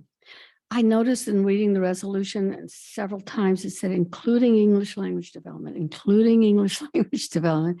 So I was wondering if that had been a prior problem with either complaints or noticing that the English language development were not getting the textbooks. Yeah, great point. I think oftentimes people think of it as supplemental or extra, and English language development is core materials. Is what? Is core materials. They are part of the core materials. So English language arts, including English language development. So Oh, it says, those here, two- including English learners, it was saying. See, in two of the whereases, it says sufficient textbooks and instructional materials were provided to each student, including English learners. And it said that more than once. So I thought maybe there had been English learners that it was questioned whether they had received it in the past. I think it's just an area of focus Oh, making sure to that make sure equity that is. the English learners is- have the materials they need. Correct. Oh, okay. Thank you. Okay. Any more questions for Mr. Mayfield? Would someone like to make a motion to approve resolution 4/22/23? I make a motion Okay. to approve resolution 4/22/23. I'll second. Motion by Ms. Dobler-Drew, second by Mrs. Frame. Any further board discussion? Ms. Dobler-Drew? Didn't you? Oh, no, I'm taking the vote. I'm sorry. Ms. Dobler-Drew? First time in 2 years I did that. Yes. Mrs. Frame? Mrs. Sheffer? Mr. Buckman? And I'm a yes. Motion carries 5-0. Yeah. Did I forget someone? I didn't think Marilyn had to leave. She's not feeling well. So I believe we're set. Okay, thank you very much. Item 10.01, California Accountability System School Dashboard Update, State and Local Indicators. Yeah, thank you very much. So as I mentioned a couple of meetings ago, we're starting to get back on a regular cycle of reporting data to the board and receiving data from the state of California. The dashboard is part of that cycle. As you'll recall, in No Child Left Behind, we have the Academic Performance Index. And then several years after that, the state shifted and went with the dashboard, which is more of a growth model. However, during COVID, the dashboard basically shut down. We continued to do the local indicators, but it basically stopped reporting the state data. And so tonight, we're going to begin the dashboard cycle again, and I'm going to bring to you information on the local indicators. And then at a subsequent board meeting, I'll present the state indicators when the state releases that information. Okay. So again, we have state indicators, which basically is the LPAC assessments, the SBAC assessments, this more of the state assessments. And then the local indicators are done through using a rubric to determine whether or not we meet the criteria that the state sets out in these areas. So the priorities are facilities, instructional materials, and teachers. Priority 2, implementation of academic standards. Priority 3, parent engagement. It skips priority 4 and 5 because those are state indicators. And then priority 6 would be school climate. Priority 7, access to a broad course of study. Okay, so in priority 1, appropriately assigned teachers, access to curriculum-aligned instructional materials, and safe, clean, and functioning school facilities. We met the criteria as outlined by the state. If you look in the notes section of this presentation, it specifically defines what that criteria is that the state is looking for. But we went through the rubric and all of those areas, and we met the criteria that the state established in priority area 1.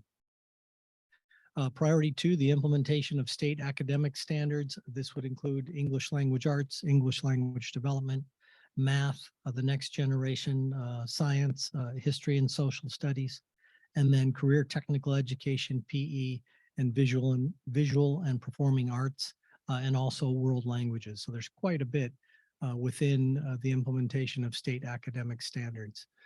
We continue to provide professional development towards academic standards. Teachers have to maintain scope and sequence that reflects the state standards. That would be the adoption of core curriculum that also meets those and reflects those standards. As you recall, recently we adopted English language arts curriculum at the secondary level, and we're beginning to do that as well with our dual immersion programs with Spanish language arts. And we're going to begin the process for English language arts for elementary schools as well. So again, we met the criteria as outlined by the state in conducting the rubric for priority area 2. In terms of parent engagement, that would include things like communication to parents, eliciting feedback from parents, whether or not we include students within that. Some of the areas are bulleted here. We have a two-way communication tool in Parent Square that's about 3 years old, I want to say now, and used quite a bit by parents to communicate with teachers as well as the school site. We do, I think, go above and beyond to elicit parent response and input into the decisions we're making. We have several processes that are in place to do that. That would include the LCAP survey this year, and we'll inform the board when we get to the LCAP cycle. But this year we plan to go to I plan to go to each ELAC meeting and do an activity specifically for English learner parents at each of the sites that have an ELAC to elicit their feedback and input in terms of the LCAP process. I think Mr. Buckman has a question for you. Please, yeah. So, Rick, I know at Hawthorne, I attended what's it called? Cafecito or coffee with the principal. Yeah. Yeah. Thank you. And it was interesting. And I'm just wondering, is that now something that we're seeing spread throughout the district? Absolutely. I think that's very common. Principals are looking for alternative ways and creative ways that they can meet with parents and get their input. And that is a great way to do it. You usually host those right after the day begins. Yep. So at drop off, parents can drop the kids off and then talk to the principal. Sometimes there's a topic. The principal will say, I'd like to talk to you about X. Mm-hmm. And then, of course, they take questions and from the group. But those can also be just a free exchange. Yeah. And just have a chat about, like you heard Mr. Bloom earlier say, we just sat and listened rather than have a canned program. And oftentimes, parents will have something specific that they'd like to discuss. Yeah. I have to say the coffee was pretty good. Pretty good. Pretty good. Good. You heard about DLAC. I attend a lot of meetings, as I know many of you do, and that is always one of my favorite meetings. I get energized by that group, and it was a great kickoff. Great to be back in person. We provide dinner. We provide childcare. Really good energy around the room, and great parent participation, as you heard. ELAC, the English Learner Advisory Committee, occurs at each site level. We provide, meaning instructional services, we provide resources so that principals and EL specialists can do presentations with parents at sites. That might include the redesignation process and other things like that. DTAC is the District Title I Advisory Committee, and that will begin relatively soon. I think end of November is our first meeting. And that would be a representative from each of the Title I schools that meet with me, and we go through a host of things to, again, elicit their input, inform them of the Title I process within schools. And we have 6 elementary schools that qualify as Title I schools. PTA, of course, longstanding relationship with PTA, and I think we have pretty rigorous meetings with our PTAs around the district. The Student Senate, you know a lot about the Student Senate, an amazing group. We've already held a meeting this year in person in Morro Bay that was wonderful. It was great to see the sixth graders walk through the doors with big eyes, you know, intimidated by those high school kids. And we had to meet them at the door to say, hey, you're going to do great. Don't worry. And then the district equity team has also met already. This year, we have a great group. We had a couple of presentations, and we're going to meet again in person at the County Office of Education at the end of October, actually a week from Thursday. And we have another round of some good presentations for the group. So in going through the rubric for parent engagement, we come out very strong in all the different activities that we have to do that and to elicit their feedback. In terms of school climate, I would say it's similar because school climate is about eliciting feedback. So we do the California Healthy Kids survey every 2 years, the CHKS. Youth Truth is something that we conduct locally every year. And the Student Senate uses the Youth Truth as part of their process. And then, you know, we analyze those results and they will be presented to the board as well. So Mr. Dowler, I believe, is coming in front of the board relatively short order to give information on both the California Healthy Kids Survey and Youth Truth. Right. Yeah. If I can, my understanding is with the California Healthy Kids Survey, there's the basic survey, and then there's additional modulars. I think that's right. Or just additional modulars that the district can subscribe to. I guess we probably have to pay for. Do you know if we're doing any of the additional modules? I believe we are, and I think those have changed over time. So, you know, one year or for a couple of years, we'll do one and then say, hey, we're looking for a little bit different information and perhaps change it. But Mr. Dollar certainly could give you more detailed information. I will talk as to the Dollar. specifics. Thank you very much. And I think I want to say it's coming within the next month or so.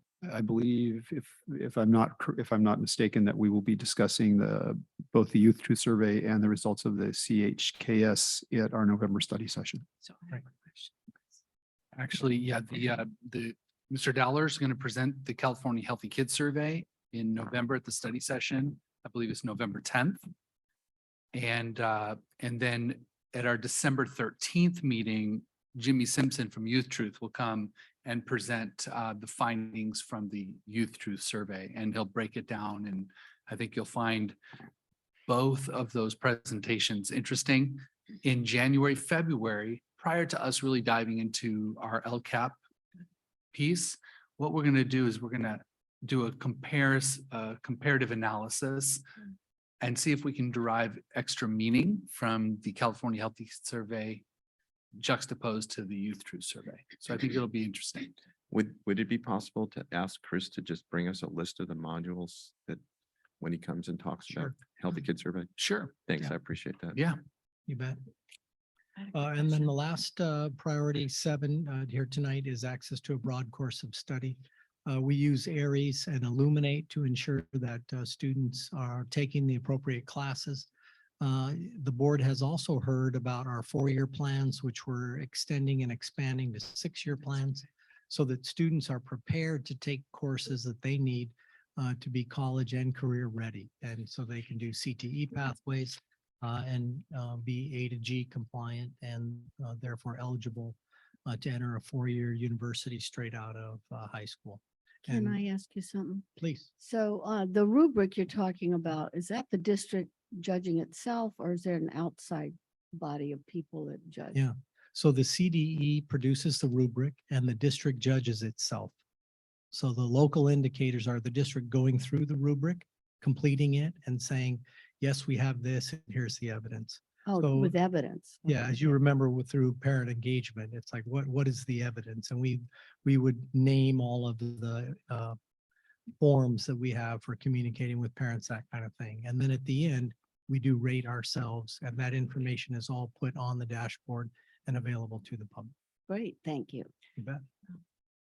So at the end here, I won't show this video, but for the public and for any member of the board who wishes to get a little bit more information about the dashboard, it's there, and you're welcome to take a look at that. Ms. Dawson, is there anybody from the public that wishes to address the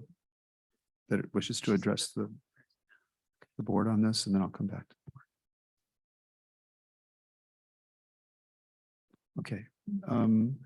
Mrs. Frame, did you have a question? Yeah, I just had a quick question and thank you, Mr. Mayfield. I wanted to let you finish. When you went back to the one slide and you were talking about, the California Healthy Kids and Youth Truth Survey, and that's presented, that information is presented to the board and and you may have already talked about this and it may have been at prior presentations. Do individual parents at individual school sites, do they get information that's from the Youth Truth Survey at their particular, do the principals send it out? Or is it sent out, kind of trends district-wide? Typically, the results are sent out to sites to say, here's the feedback I received from you and some actions we're taking that pertain to some of the feedback that is given out. If there's any problem areas especially, I think principals would address those with their site to say, parents indicated this concern, which was either higher than normal or, again, lower score, for example. And then that would be addressed directly by a site principal. Absolutely. Thank you. Bet. Anybody else? Okay, this is not an action item, so thank you very much. Yeah. And I don't think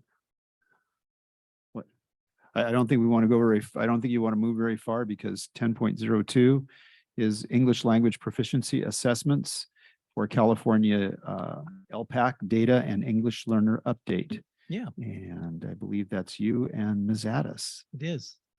Dawn Addis is our English learner teacher on special assignment, TOSA, and she'll present tonight some information regarding the LPAC English learner performance assessments of California, and also just a little bit about our English learner program. And then we'll both be here to take any questions that the board might have. Dawn. Good evening. It's good to see all of you. I'm actually going to refresh this because I got a very special photo that we're going to end up sharing with you, and I'm hoping it pops up. But I'm here to go over the English Learner Program update, and we're really going to cover 4 areas. So instruction, assessment, support, and then family engagement as 4 components of our English Learner Program. So just a reminder, most of you know this part of things, but the instructional program for ELD is really twofold. It's about integrated ELD and designated ELD. And integrated ELD is what you see in that circle in blue that crosses all focus areas. You may think of this as the old SEDI, and we still do use SEDI as part of integrated ELD.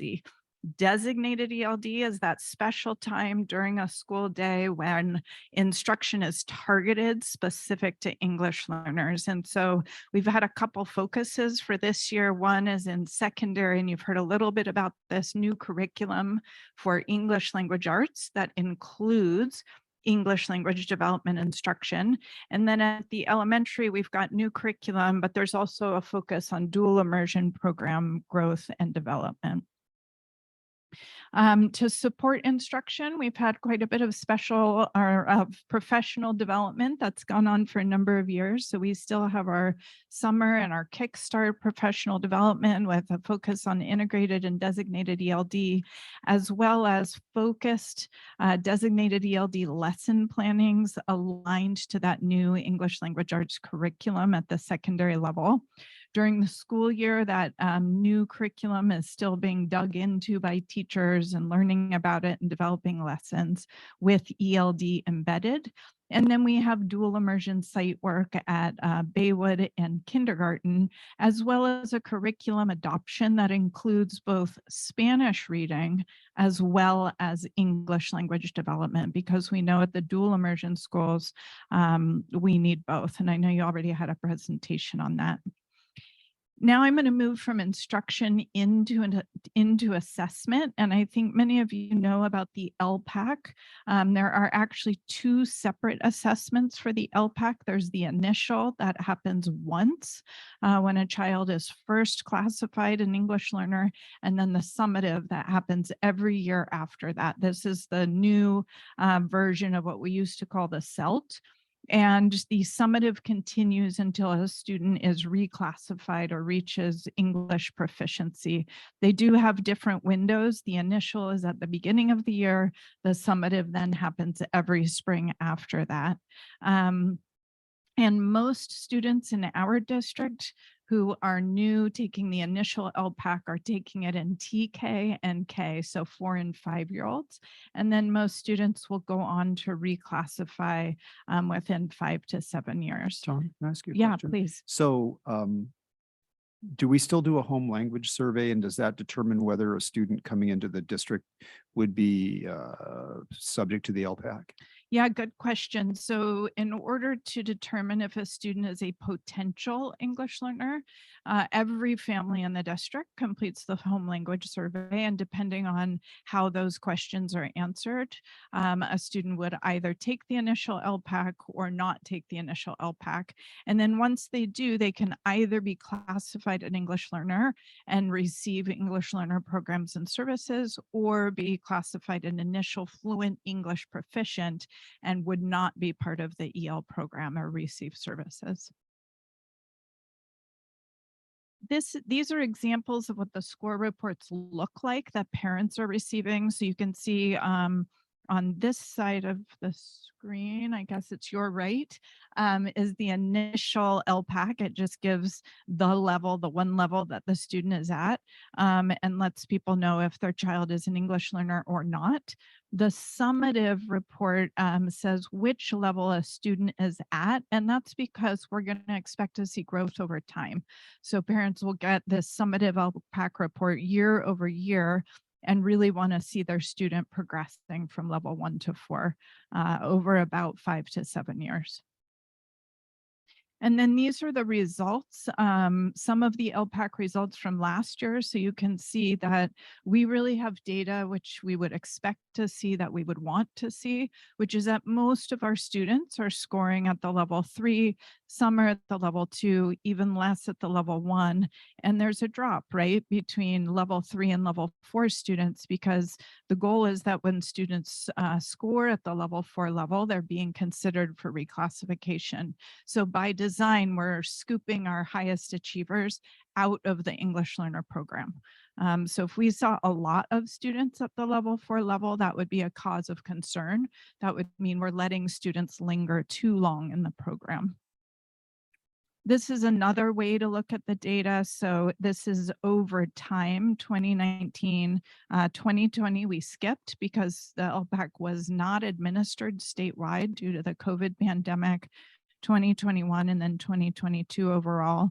You can see a little bit of a dip in 2021, clearly coming out of COVID, and then scores kind of coming back up in this level 4 range.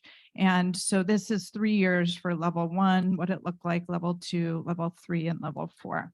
Don. Yeah. Let me went forward too quick. Yeah.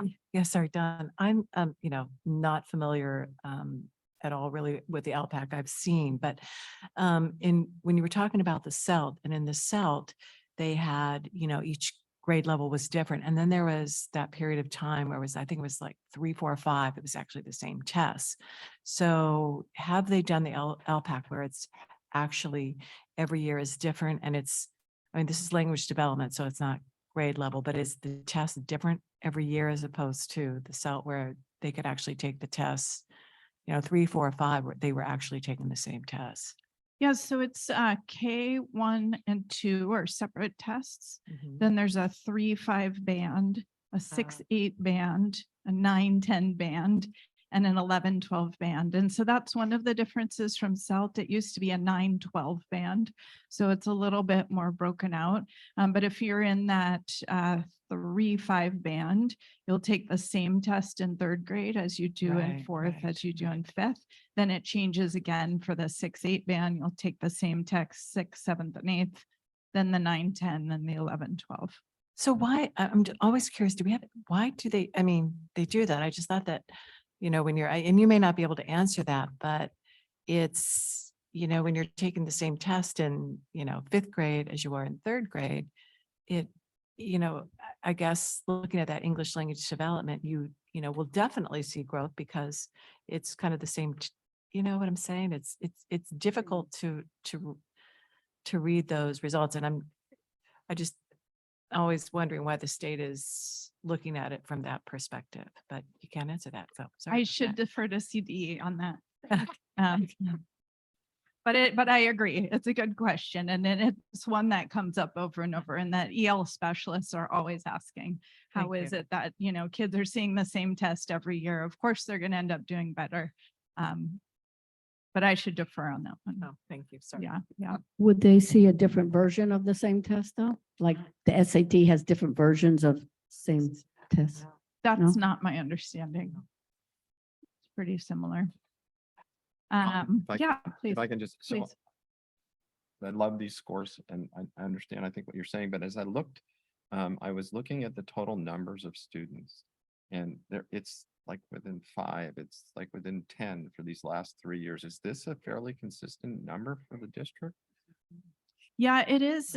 We tend to hover right around 10 or 11% for San Luis Coastal, and that's been the case for a number of years. There was a time in San Luis Coastal where English learner numbers were really increasing, and we've had some conversation around why that would be. Partially, it could have been more students moving in, but really what was happening statewide, and I think it was also happening in San Luis Coastal, is kids were not being reclassified. There was a theory at the time that the longer you keep students in to make sure they're truly ready, the better off they will be. And that has kind of been the theory has changed on that, because what we saw is the longer students stayed in, the harder time they had graduating and the harder time they had going on to college and career.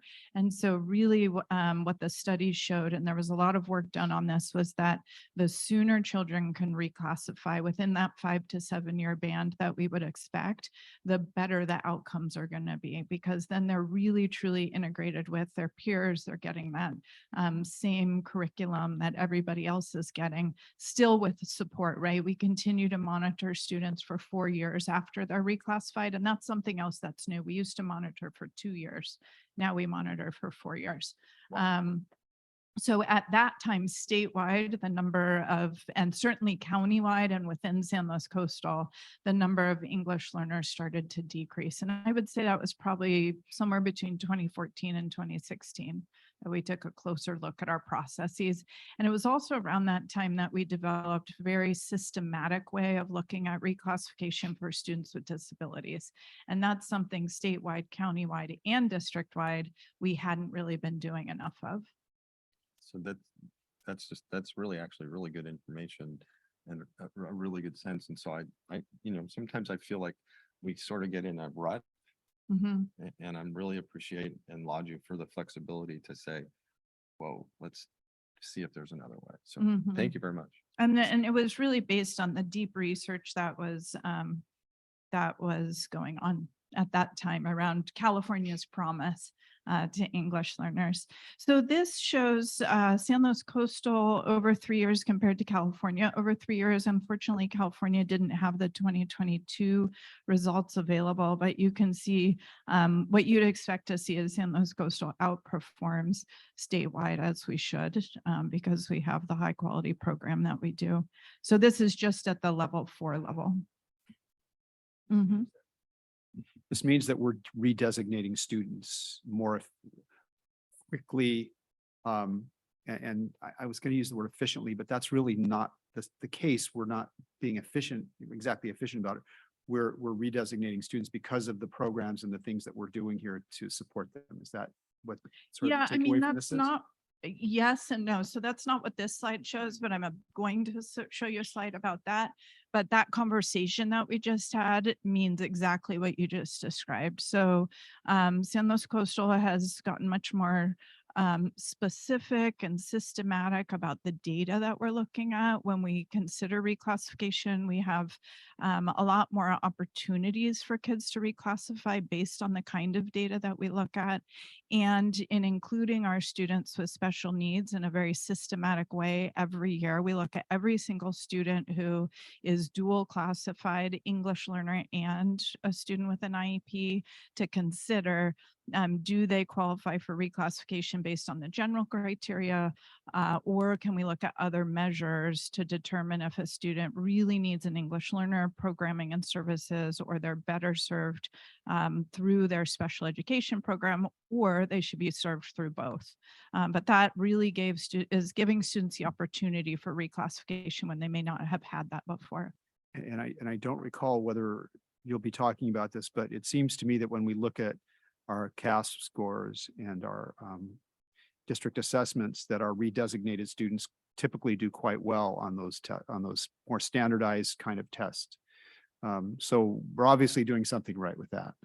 Yeah, and so that's exactly the goal, right? Is that we get students, reclassification shouldn't be the bar for English learners. It should be high performance and college and career readiness. And so we do see that in San Luis Coastal, that once students have reclassified, they continue to progress, and then they do perform at commensurate levels. I don't have a slide this time, but you've seen that in other data, possibly this year, and maybe again later in the year.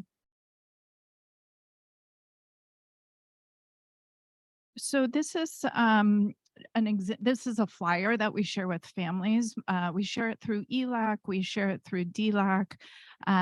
We've asked principals to send it out. It's what's called our road to reclassification. So it's just a one-pager in English and Spanish on what is reclassification, why it's important, what the criteria is, a few tips for parents, and who parents can call if they have questions. And I would say when I started in this position a long time ago, I won't age myself, but it's been a while, we didn't have anything like this for families. So this is another piece that we did over time to make sure that we were really looking deeply at how we do reclassification and what kind of support we provide so that families understand it. So I'm going to go a little bit into reclassification now. Now, these are our reclassification percentages for San Luis Coastal, San Luis County, as well as California. And what this looks at is from census state to census state, what percent of English learners were reclassified. So I'm just going to pick a date, and it's actually not the real census state, but from like November 1st, 2018 to November 1st, 2019, what percent of our total English learner population was reclassified? You'll see that across the board, at least at San Luis Coastal and at the county, it was higher in 2019 than it was in 2020. I attribute that a little bit to COVID. And we didn't have LPAC results during COVID, and we were in distance learning. It was very difficult, but still should celebrate the fact that we really didn't drop that much year over year. And then this big jump that you see from 2018 to 2019, I believe had to do with the LPAC cut score to get a 4 on the LPAC. And at one point, the state adjusted that. So I think all of that is wrapped up in the way that you're seeing these RFEP rates change. I think if we look at the data next year, it's going to start to even out. And you can see the state went down as well quite a bit. So these are the 2021-2022 RFEPs by grade level. And the percents represent the percent of total students that were RFEP'd at that grade level. So for example, 6th grade is the biggest. So of the number of the students who were RFEP'd during that time period from census state to census state, 17% of them were in 6th grade, like the majority were in 6th grade. And that's what we would want to see, because we say it should take about 5 to 7 years. Some research says 7 to 10 years.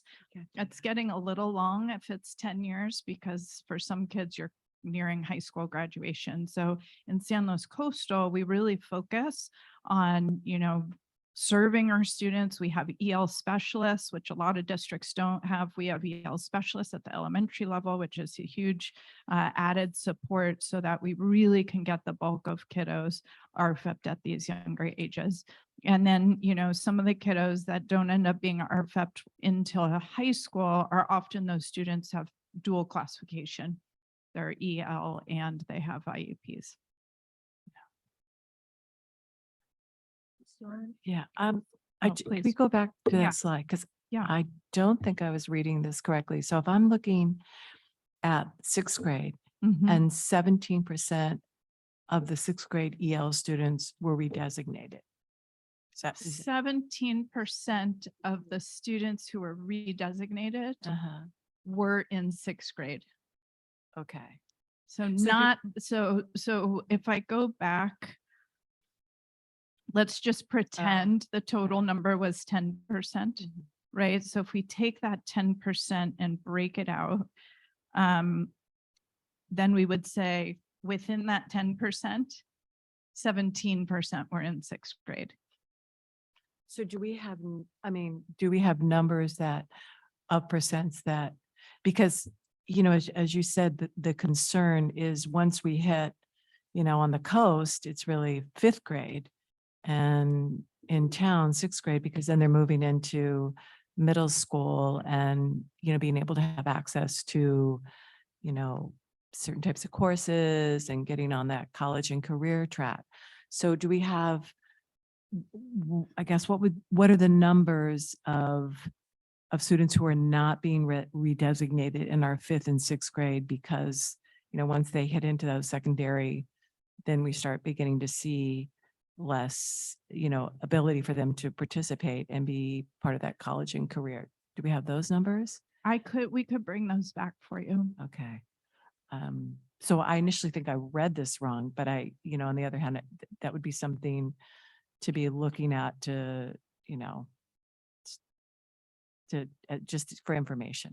Yeah, and I mean, you bring up a good point. And so those students who are not reclassified, if they've performed in a certain way on the LPAC, then we put an intervention plan in place for them. If they're, you know, they've performed a certain way on the LPAC, but they're still not ready for reclassification, then we make an intervention plan for them. They also have access to all of the MTSS supports that exist district-wide.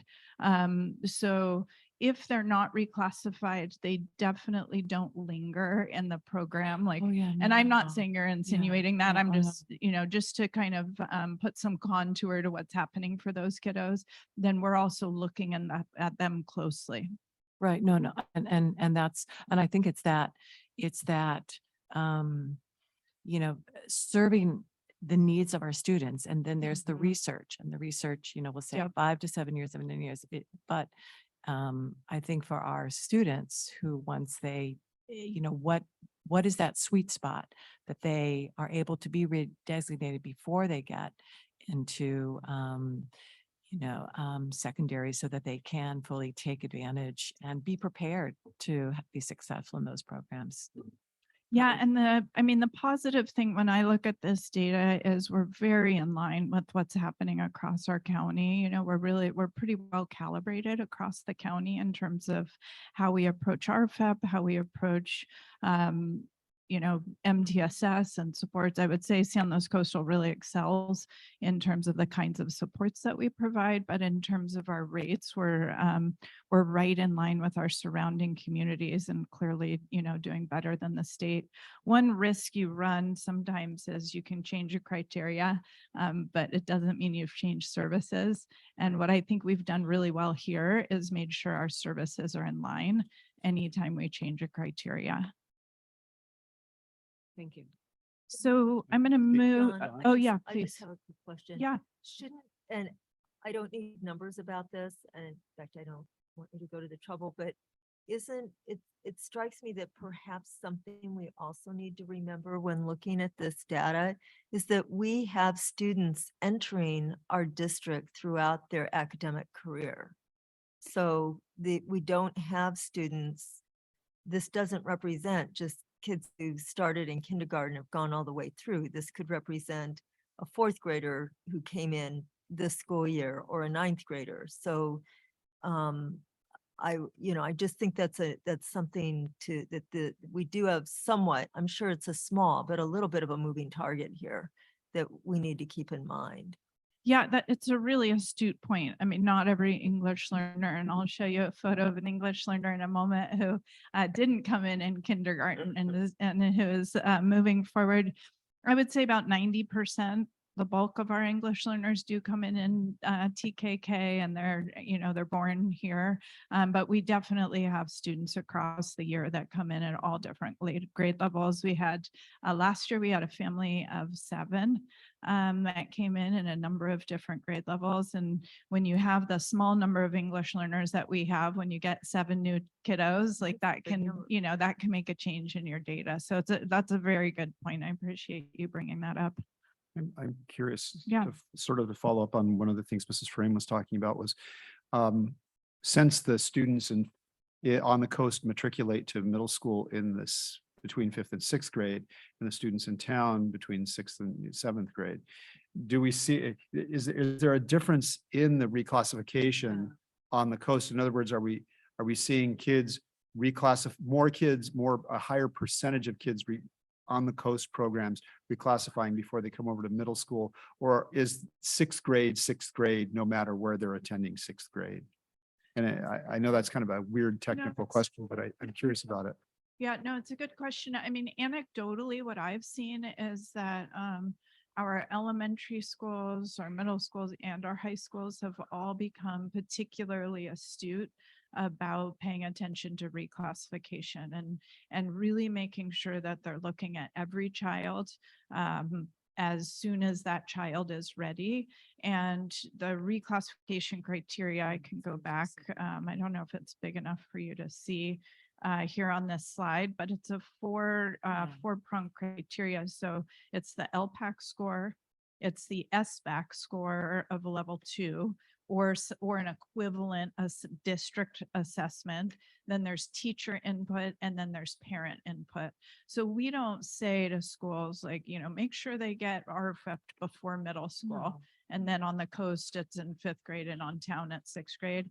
We say to schools, every year we're going to look at every English learner student and see where they are in terms of meeting the criteria and go through the process with those students. And I have one other question. At our dual immersion schools, I know Baywood's still moving through the program, but do we see reclassification rates going a little bit more slowly in the dual immersion schools? How is it? Is it different there at a dual immersion school than it might be at a non-dual immersion school in terms of reclassifications? Anecdotally, what I've seen is that there's, more students reclassified because there's more ELs at the dual immersion schools, right? So there's higher numbers of English learners at Pacheco. So there's higher raw numbers of students that are being reclassified. I haven't seen, and this is anecdotally, I haven't seen a difference. Where you may see a difference would be in these, much, much lower grades because you're not at the 50-50 yet. But when you get up into 4th, 5th, 6th grade, I haven't seen a huge difference. Thank you. Next, go ahead. Yeah, so just in terms of student support, because we want to make sure our English learners and our RFEP students have the support they need. We wanted to kind of talk about the supports that exist in San Luis Coastal. So of course we've got MTSS that has been really focused on disaggregating EL student data and paying specific attention to what needs to be done.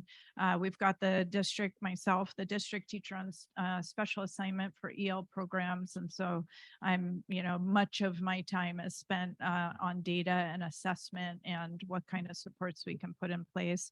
We are very fortunate, and thank you to the board for this, that we have EL specialists at all of our elementary sites that have English learners as well as EL aides. And then in secondary, we have EL teachers, but also thank you to the board that we have EL aides because those are really important supports for students. And then when we talk about student well-being, we did expand the Welcome Center to the coast. So now we have a Welcome Center at Pacheco and a Welcome Center at Baywood. And that's really a one-stop shop for families as they come in new to the district, where they have somebody they can speak to if they're Spanish primary in their own language to really get used to the school systems. We also have the Coast and Town Family Resource Centers. We've got, expanded counselors and a focus on bringing in more and more bilingual staff, including counselors. You just heard a lot about food from Erin, but the free food for all has been huge. Devices and hotspots that was truly expanded during COVID and continues.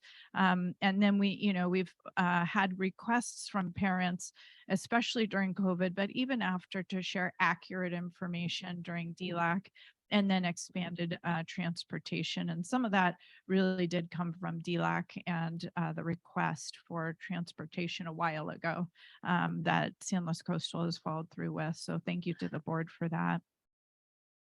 And then, Dawn? oh if I yeah, can just, please. so if you go back to that last slide, so when I looked at, I asked one of the staff about the Welcome Center. Yeah. And the concept is just so intriguing to me that we have this one-on-one sort of welcoming. Mhm. And I have no idea. I just throwing this out, but it was, Yeah. There's a lot of families throughout the spectrum. I mean, a lot of SED families that might really benefit from a welcome center. And so it's probably $1 million question, but it made me start to think that if this is successful for Spanish speaking families, it might be really helpful to other families. Not a question, just a thought that was provoked. For bringing up Mark. And what I have seen again anecdotally is how in tune our principals have become. And this is, an overtime staff change, and it's an overtime professional development for our principals, that they are really in tune with the families that are coming into our schools. The difference with the Welcome Center is Spanish primary, right? And then LPAC testing, and just making sure that families from somewhere else know how to kind of navigate through. But I've really seen a shift in the 7 or 8 years that I've done this, where every school site is kind of acting as that welcome center for other students, which has been really gratifying.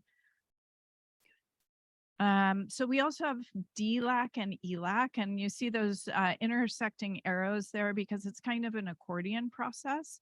And just as a reminder, every school that has 21 plus English learners is required to elect DLAC representatives or representatives from their ELAC to come to the DLAC.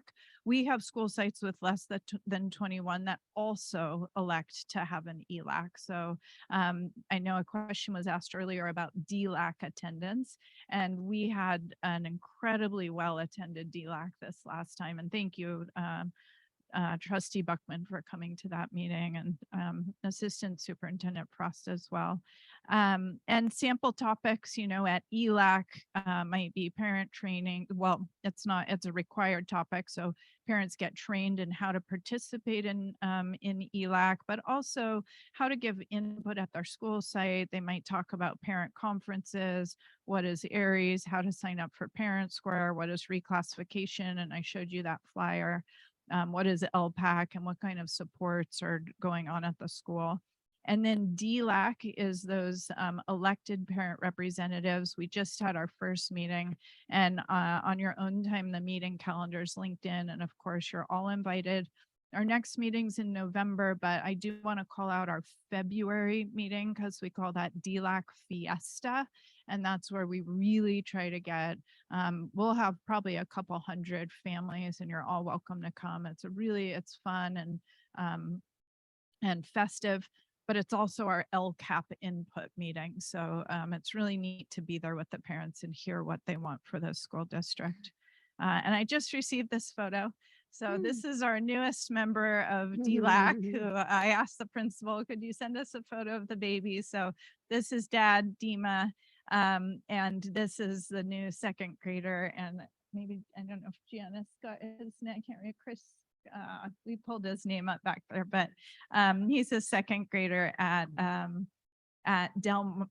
sorry, this is jumping around, second grader at Del Mar. And so Trustee Buckman was saying how interesting the meeting is because the meeting was in Spanish.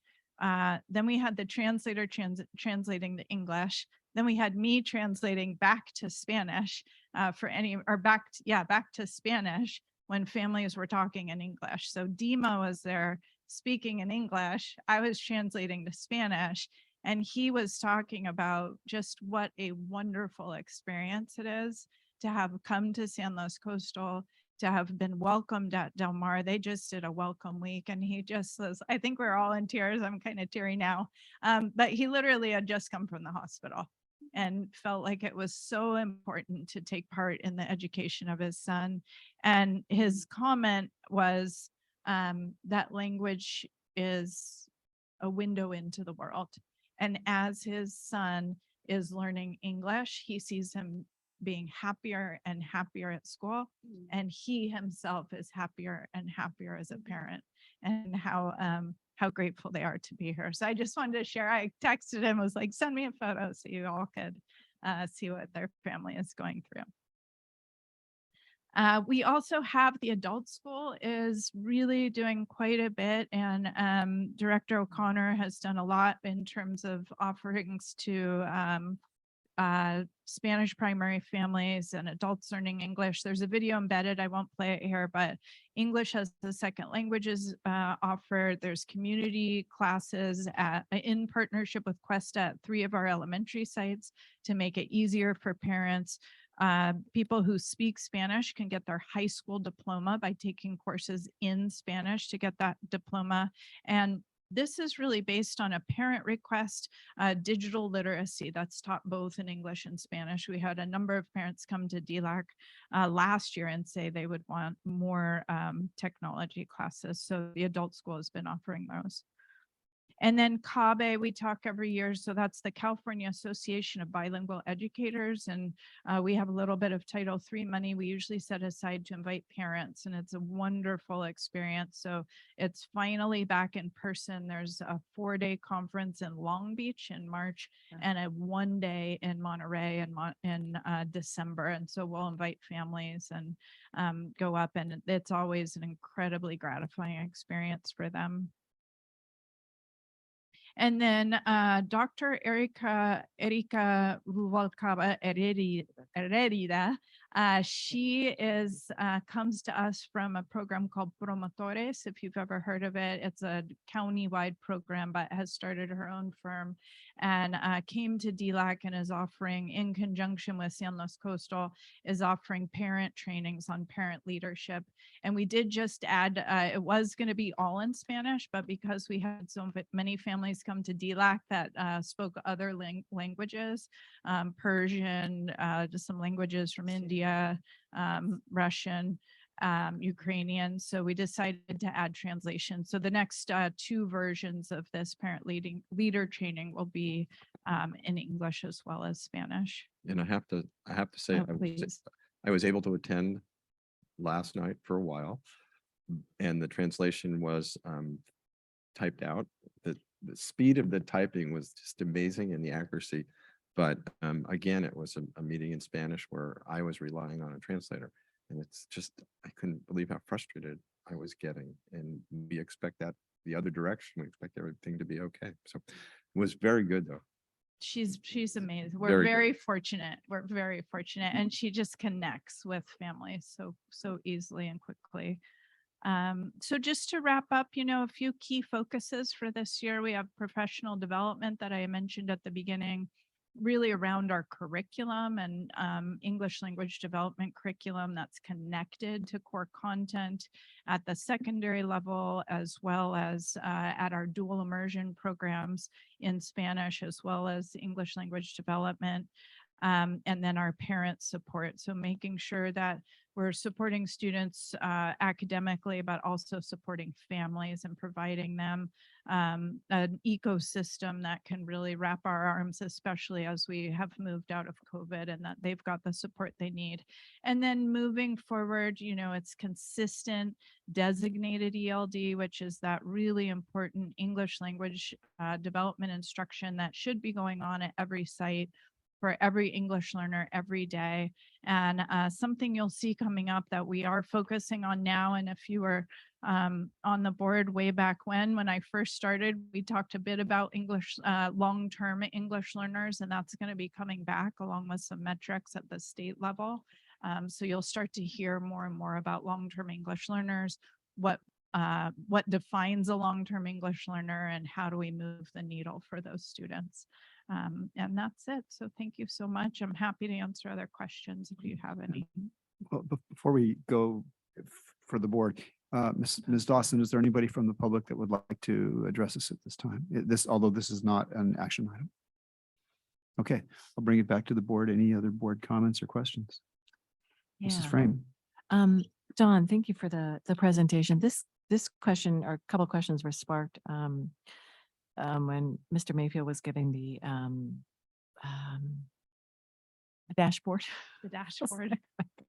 and this and this slide. So I was wondering, two questions. One is, what is, you know, a parent, if a parent were to ask, you know, an EL parent, what can parents expect systematically? What does designated ELD look like systematically across the sites?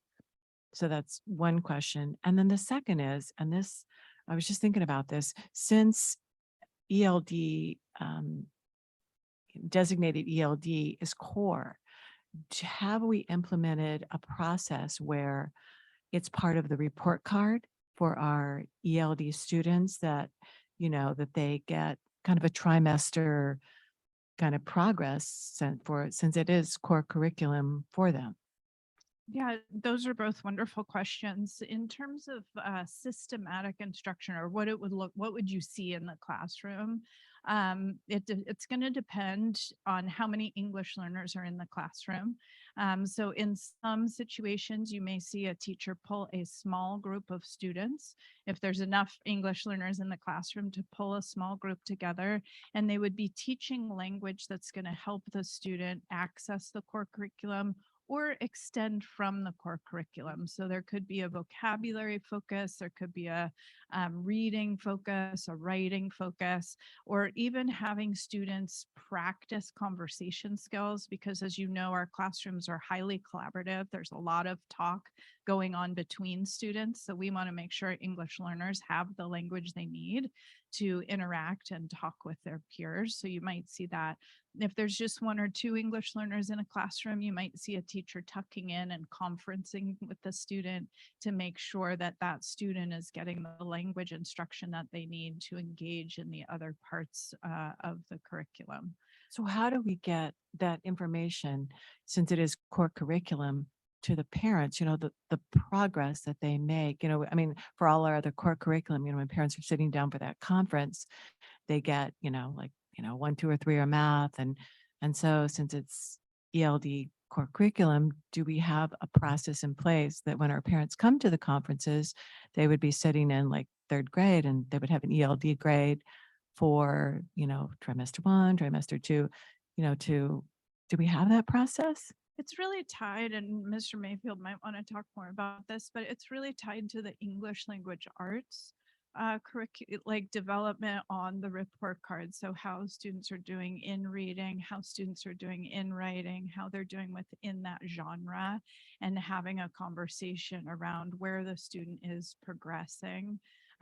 in that reading, writing, speaking, and listening, that all of which is addressed on the report card.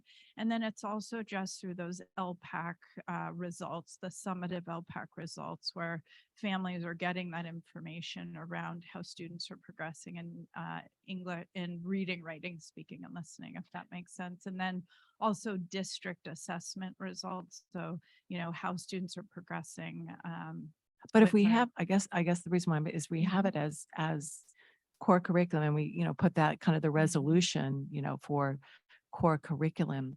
Is there a way that we could be more systematic in letting our parents know, not just that kind of summative assessment or, kind of within, the reading, writing that, this is, English language development. And I mean, I don't know how, yeah, I just, don't know, but it struck me that, we have designated ELD and it's called core curriculum, that for those students, they're receiving something really different. And so how do we inform parents, like year to year, those ELD standards are being taught and I guess mastered?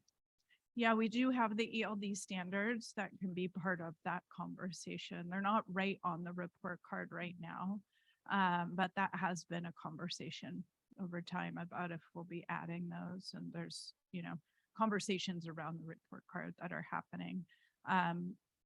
And you bring up a good point about not waiting for the summative LPAC. And that's why through the ELAC, talking with families about how to interact at parent conferences and kinds of questions to ask and what kind of information they would be receiving, which would include anecdotal information around how students are progressing in ELD. Yeah, no, I appreciate it because I'm just thinking, for our parents, all our parents, they get, like a 1, 2, or 3 of the grade and it's matched to the grade level.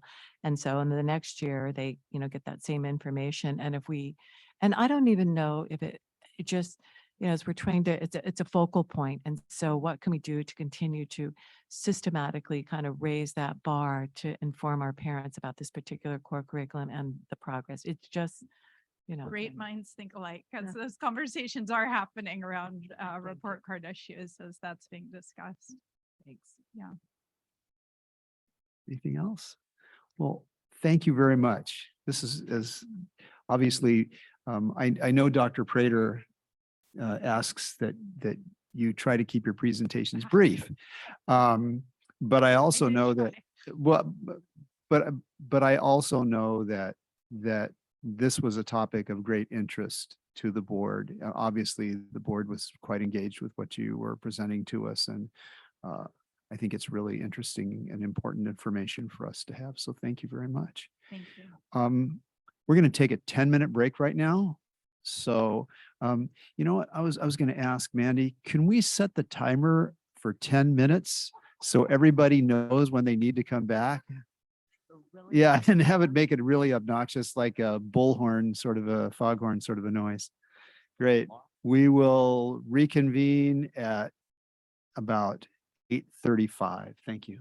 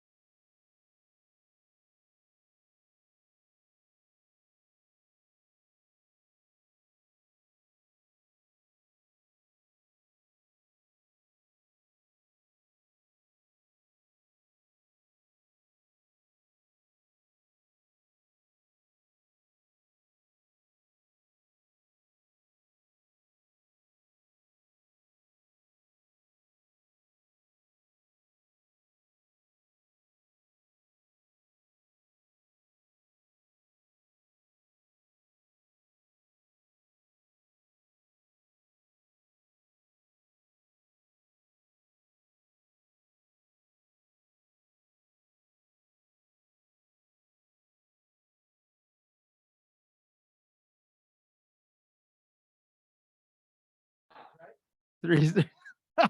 Wow. No pressure. Bye, Mr. Mayfield. See you, Rick. Thank you. Okay, Mandy, are we ready? Okay, the board is, we're back in session. We're on item number 10.03. This is going to be another really interesting topic. I think secondary A to G results. Mr. O'Connor. Well, good evening. Thank you guys for having us. A quick update. I know the question earlier was mock trial. So mock trial, the case this year is theft and battery, and it's related to allegedly $170,000 Shakespearean watch. So I just want you to know that. The reason why I know that is because I texted my daughter and asked her what the case was. She's an avid member of the mock trial team at San Luis High and formerly at Laguna when they would always compete against Los Osos Middle School. So I thought you'd like to know that. I'd also like to let you know that in Dawn's presentation, she talked about our digital literacy for our adults at the adult school. It's on a Wednesday evening from 6 to 8 o'clock. We're in H4 if you're ever around and you'd like to check it out. And I would also like to let you know that we actually employ many of our high school students who are bilingual, who came through the dual immersion program at Pacheco, and we employ them as student aides in that class to sit alongside adults and actually help them in their digital literacy. So I thought that was a nice thing for you to know. Okay. All right. So we're talking about A through G completion rates. And I want to remind the board that obviously when we talk about A through G completion rates, we're talking about our CSU and our UC system. When we talk about A through G completion rates, we're talking about students completing at a minimum 15 year-long courses in high school. 11 of those year-long courses must be complete by the end of their junior year. And it's also important to remember that in the UC system, it has to be a 3.0 or better. In the CSU system, a 2.0 or better. I mean, those are the minimums. It's essential also to keep in mind that in each of these courses, students must score a C or better.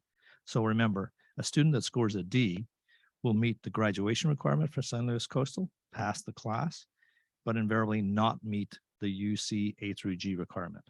So something to be very mindful of. So again, CSU 2.0 or better, UC minimum of 3.0 or better, absolutely 15 year-long courses by the time they graduate, 11 of which must be at the end of their junior year. Any questions on that? Mark. I guess I'll ask this before you get too far into it. Absolutely. All right. So my understanding, and I was a little surprised, I know you've worked with me on this, but I think it's important to ask these things publicly, even if I kind of know the answer. But so for me, it was interesting, and I guess I got it wrong, was on the A to G, let's say for foreign language, there was legislation that said the district could, if somebody took a CTE class, that would qualify for that. And I think for VAPA, there was some other things that you could do. And then when I read the document, when I looked at your presentation in the A to Gs, it didn't include that. So I'm wondering what's going on. Yeah, it's a great question. So if you fast forward to, I think it's November the 15th coming up, I'm going to do a presentation on our CTE pathways and our CTE completer piece. If you remember last year in our presentation around CTE and pathway completion, you're absolutely correct. We can, and we do count some of our CTE courses that meet the F visual and performing arts because they're also part of our CTE pathway. So think about like digital media, sometimes visual and performing arts, think even choir and theater, dance. If we have courses that are A through G, all of our CTE courses are A through G approved. And if they meet that F visual and performing arts, therefore that can qualify and count. If you remember last year, and I'll remind you on November the 15th, I talked about double dippers when we talked about courses that could meet the A through G and also complete a pathway or be counted in a pathway that could be substituted in here. So something that comes to mind might be construction and geometry. So if you remember, we talked about some courses like that. So I think that's the point that you're speaking to there. Also know that in G, the college prep elective, will have numerous courses that will meet G requirement that will be part of a pathway, and those courses are A through G approved. Make sense? But then I did some reading and evidently you were doing the same reading. I did. So my understanding is that the law changed. So for X number of years, and not very many, is my understanding, if I remember correctly, maybe 4 years, Right. the substitutions were okay. And my understanding is when I read it, is they're not okay anymore. Yeah, and Mrs. Frost and I were actually researching this today, and actually we were doing a board policy update. We were looking at career technical education, and so we were looking in the CBSA guidelines, and we're looking at Ed Code 51225.3. Just wanted to give you that as a reference point. And the CBSA is letting us know that up to this point, July 1, 2022, a student who completed a CTE pathway course or a CTE course could substitute that course for a VAPA, Visual and Performing Arts. So up until July 1, 2022, a student could take, for example, Medal 1, Medal 2, and use that toward graduation. So we're talking graduation requirement. We're not talking A through G, UC, CSU. We're talking graduation. And so ironically, just this evening, I'd actually reached out to legal counsel to just verify what we were reading, because we wanted to make sure that as we work through the board adoption or the board update, we wanted to make sure we had all of our facts in place. It's also important to know that a student who has already completed prior to July 1, 2022, that CTE course in lieu of their VAPA would be exempt or grandfathered in. But moving forward, it appears it reverts back to something we had 5, 6, 7 years ago. So you're absolutely correct. Great question. Sorry, it really. Yeah, it threw us as well when we read it. Mr. O'Connor, I have a quick question. Yes. We're talking about A through G requirements at the high school, and our students who may take a course at Cuesta will, I'm assuming, those fulfill A through G requirements. Absolutely 100%. So wanted to a confirm. community college course, and it's usually at the 200 level or above. So when you hear somebody completed like a 164 or a 134, it has to be 200 or above generally for that A through G meet. And remember, at the community college level, it might be a semester long course that counts for that year-long requirement. And our counselors are able to help the student navigate that, to not, so that nobody is making misassumptions. Yeah, absolutely. It's a great question. So actually today in our secondary admin meeting, one of our key presenters was our Cuesta College counselor that works with and contracts with us as a district, Jessica Hoyt. And she was actually doing a presentation to our secondary admin team, and Dr. Prater was there, Mrs. Frost were there, and she was presenting about dual enrollment. And that's something we'll visit as a board a little bit later in the presentation. We were talking about dual enrollment. We were talking about CCAP. We were talking about substitution courses. We were talking about enrichment courses.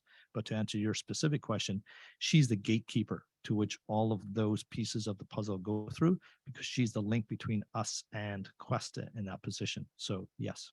Thank you. You're very welcome. Now, it's also important to realize that on the far right of this presentation, these are listed as the required, but you'll notice that's also in the small print, which is always very important, the recommended.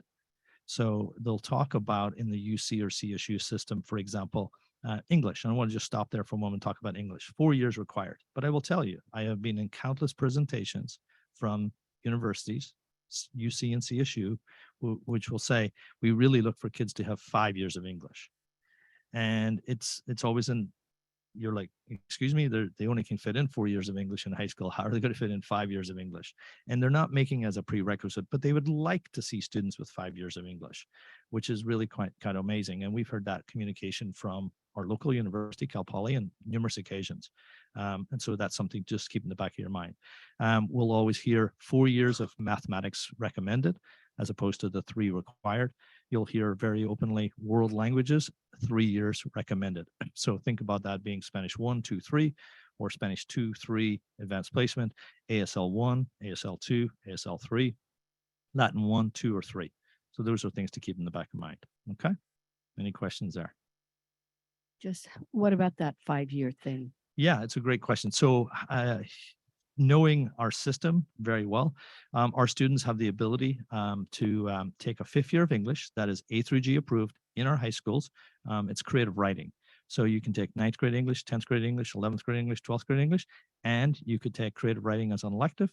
It's a A3G approved course, and I'd really recommend it for any student that really wants to try and meet that 5 years recommended, if possible. Would that be a CTE link also?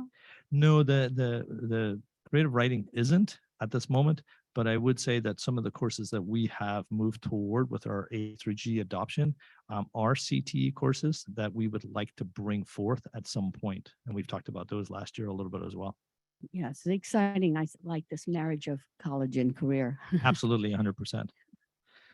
So our next slide is basically looking at our 3-year comparison for the 2 high schools with regard to the percent of total graduates who meet the A3G requirements. And to give this a little bit of a frame, when you see this past year, 70% of our graduates at SLO High meeting A3G, and then at Morro Bay High, 58% of our graduates meeting A3G. And I always think about Trustee Buckman, who always reminds me, I'm not interested in what the other districts do, and I'm not interested in what the state does, but I would like to say the state average is at 43%. I just want to leave that out there at 43%. And I would like to say that when you see schools that are having A3G completions near 60 and sometimes 70%, that's like pause and an opportunity to celebrate. Yeah, it's not perfect, but that is a really commendable rate for the cross section of students that we have in our schools. And again, we have room to grow, but I want to celebrate that also, because when you frame it out in that regard and you start to think about comparisons, local districts, and when you think about up and down the state and you think about the state averages of 43%, it's important to recognize the work of our staff and our students also. I also wanted to point out that when you look at significant subgroups, as we'll move into the significant subgroups, I'm always keen to try and present about cohort data. So we want to make sure that we're looking at students versus the number of students within that cohort. So this is our A3G total graduates who meet A3G requirements. Before you go, Leslie. Yep. We had some discussion about, oh, there it is. I'm sorry, I didn't see it when I was looking for it earlier, but anyway, as I looked at this, there was this little parenthetical number at the end of at the bottom of the slide. Mhm. And it was 17 non-grads, 24 non-grads, 18 non-grads. And I made the assumption that those were dropouts.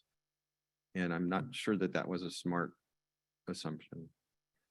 Yeah, it's a great question. So we do have students each year who do not meet graduation requirements. We do have at both Morro Bay and San Luis High. I can't speak to Pac Beach knowing off the top of my head, but I wanted to let you know on Morro Bay and San Luis High directly, we have non-graduates who don't meet our graduation requirements. Sometimes our students go all the way through high school and they fail a graduation requirement right at the very end. They fail government, they fail economics, they fail the second semester of English. And it's really a tough time for the student. It's a tough time for the family. I will tell you that last year we'd set up appointments from the adult school perspective to actually meet with all of our non-graduates with their families in the last week of school, as emotional as it was, to try and do that handoff so they could come to the adult school that very Monday to continue their education, to try to make up for their shortcoming at that particular moment in time. I will say that we were successful in at least 2 to 3 cases of trying to make it possible for the students to continue their education very quickly into the summer so they could graduate. And we have at least 3 more that weren't able to do it right away in the summer, but are doing it right now. And so when I looked at this and thought that it was dropout, which I'm glad that it's not. I'm sorry, I'm just going to keep asking questions.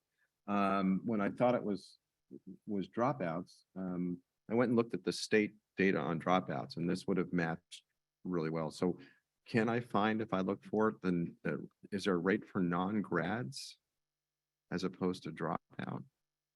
In the state data? Yeah, so there's 17 kids here. Okay. So how does that compare? And that's a certain percent. I haven't figured out the percent. Well, it's about 10%. Is there data somewhere else so that I can compare this to see how we're doing in terms of non-grads? I think what would come to mind right away might be using the dashboard, perhaps. Okay. To look at the Yep, dashboard, makes because I sense. think that would be the metric we'd look at. Thanks, Leslie. I appreciate Yeah, it. you're welcome. It's a great question. So now what we wanted to do was break it out by gender. And so my frame here would be, think about you're on the stage at graduation at San Luis High or Morro Bay High. Those are the 2 schools I've listed right here for you to think about. And I think about you're looking out at the audience and you're looking at our students, and you see that 77% of the students that are female, 77% of the female students sitting in front of you all met A through G requirement. So 77%, 3/4 of the female students sitting in front of you met their A through G requirement. 64% of the male students sitting in front of you met the A through G requirement. At Morro Bay, 62% of the female students sitting in front of you met the A through G requirement. 54% of the male students sitting in front of you met the A through G requirement. Because I think that's a good reference point to be able to see how are students meeting that requirement, because we're looking at that cohort data. Does that make sense? So it may be self-evident, but is there a relationship between A to G requirement completion, AP completion, and CTE pathway completion? In other words, what we know is Morro Bay has, I believe, a higher percentage of students who complete their CTE pathways, but yet we're seeing fewer of their students who complete their A to G requirements. And it's, you know, it's the opposite at San Luis Obispo High School. You think there's some relationship with that, or what do you attribute this to? Yeah, it's a really good question. You're absolutely accurate in saying that when we look at our CTE completion rate that we'll talk about on November the 15th, you'll see that probably roughly around 75% of our graduates at Morro Bay will have completed at least one pathway. And at San Luis Obispo High, you'll see probably 35% will complete at least one pathway. There are many, many reasons for that. The schedule has a role to play, because at Morro Bay, the courses are backed A to B. So it's somewhat sequential and allows students to go automatically from the first course to the second course, which therefore allows them to be able to complete them. A second puzzle piece for that is that the students are able to complete the courses because there's less semester courses they need to complete a pathway. Remembering a CTE pathway, you have to complete at least 300 hours. Well, that means at San Luis High, you have to have at least 4 or 5 trimesters of courses, where at Morro Bay, you can have less 3 to 4 semester long courses. And again, they're sequenced in such a way. But I also think the reference to your question, you'll see AP enrollment and AP passage rate that we talked about a couple of weeks ago at San Luis High was around 90%. And I think it's at Morro Bay, it was above 70%. Again, great celebrations, but yet you're seeing this disparity on CTE pathway completion. You're seeing maybe an AP piece. You're seeing an UC A through G piece. I think a lot of it has to do with students and families understanding the complexity of it, to be perfectly honest. And I'm not suggesting that they don't understand it. I'm just not sure how well it's been articulated and how early and often it's been articulated. And I think when we look at our conclusion, that's one of our goals as a secondary team, to really explain this in both languages, Spanish, English, and other languages, to families all the way into the middle school. And I always go back to the middle school piece, because I see it's so important for our 5th, 6th, 7th, 8th grade students and parents to start to dial into the complexity of this conversation, because when they start in 9th grade, they're on the clock. Every single course and every single choice has a ripple effect. And we have to understand that the end product is the 58%, the 62%, the 7. It fills that conversation piece. And we can backwards map it very, very quickly and very intentionally. But we have to explain that if you're a 9th grader and you enter an algebra class and you get a D in that algebra class, already you're off that A through G track. And we have to have an honest conversation on what is the impact of that. Because if we don't shore that up right away, then no matter how hard you work for the next 2.5, 3 years, that D could come back to haunt you in that application process. And we do this already. Mark will be glad to hear. We do this with our AVID students. Last year, there was 18 students at San Luis High graduated in the AVID class. All 18 were A through G approved. We had 26 students in our AVID class at Morro Bay High. 24 of them were A through G approved. Now, that does not mean that all 24 and 18 respectively attended a 4-year university, but it meant that they were qualified to do that, which was really important. Some chose to go the local community college route for financial reasons. And totally valid and honored. But I think that's more the question that we're seeing. How do we educate our students and our parents specifically to understand the complexity of that? Can I And ask think if, that's, hold on, and I think that's why our 4 to 6 year plans become so important. And our communication of that to our students and our parents even, so. yeah. 100% agreed. So is there a way that those students that are newer to the AG, in other words, the parents are not Cal Poly professors, for example, that they could have proactive, like pre-remedial in the summer before they go into it, getting them geared up? Yeah, you're absolutely right. And I will say that one of the aspects of our counseling team with Mrs. Frost's leadership when she was working with our counselors, Mrs. Gould, and our counseling team, and I think about the work of Shelley Benson and Angela Riles, working with our counselors to do parent nights, work with our ELACs, to work with our DLACs. I think about our new counselor for CTE and our middle schools and our middle school counselors to bring that message to our students and to our parents. But I will tell you, it's a very complex subject matter to wrap your mind around, but it's a very important piece because until you're really living it, you don't understand the complexity of it. So we have more work to do, but you're absolutely right. So there might be some courses for the students that could be proactive instead of reactive after they don't do well. Yes, and the proactive pieces, we use a CCGI, California Community Colleges initiative, and we're talking there about bringing that roadmap for that 4 and 6 year plan so that students understand what we're doing. But it's also important to understand the role of if a student fails a class or gets a D in a class, it is possible to kind of get back on that path to success for A through G. It might be summer school, it might be repeat a course, but it's having that conversation right there and then for the student to understand the impact of and the fixability of that, if that makes sense. You're very welcome. Okay, going past gender, we wanted to look at ethnicity. And in here, Mrs. Frame, I always appreciate your question because you've asked sometimes, well, what about other groups within our San Luis Coastal? And so I broke this down so that we could have a conversation about Hispanic students who identified as Hispanic, students who identified as white, and students who identified as other, and other meaning Asian, dual ethnicity, right? And so here we're talking about within that cohort. So when we look at San Luis High or Morro Bay High, we're talking about 78% of the students who identified as white in that kind of topic or that piece, or 48% of the students who identified as Hispanic, or 83% of the students who identified as maybe dual or maybe Asian, other than white or Hispanic. And the So same for Morro Bay. That means mixed race, dual. Yes.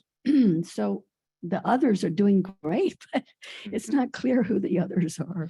So Yeah, the others are students who identify as not necessarily being white or I understood. or Hispanic.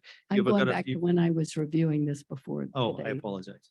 Yeah, and it's a small cohort size as well for you to Maybe understand. that's, thank you. That was gonna be my point. But yes, the smaller yeah. Okay, great. Thanks. Yeah, I hate, you're I very hate welcome. percents.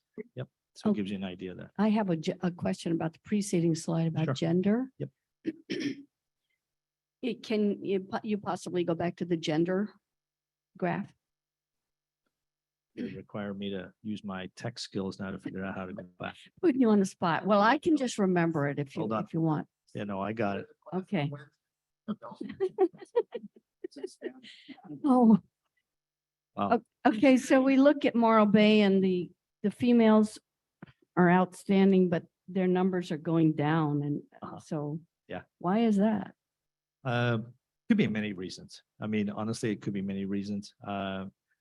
But I think one of the pieces that I would like to celebrate is the work that Mr. Scully and his team are doing to raise the bar. I mean, it's a frame that he's using this past year with the students, and it's going to take some time. And I'm not suggesting that wasn't taking place before, but to understand why are we seeing a drop in our A3G completion, I would say that sometimes when we look at our Healthy Kids survey, when we look at our Youth Trust survey, we will see from our students saying it's really, really difficult from a peer pressure perspective. I would also say that COVID had a part to play in that. I'd also remind us that we had the ability to actually remediate our grades a year ago, that we were given like a carte blanche as a district, and all districts were given this with, I think it was AB 101 or AB 130, where students could petition to have letter grades changed to a pass that would actually help them in the end result of UC or CSU approval process. So I'm giving you ideas that perhaps are reasons for that, but I don't have anything to add to there. Okay, Thank you. you're welcome. Yes. Mr. O'Connor, quick question.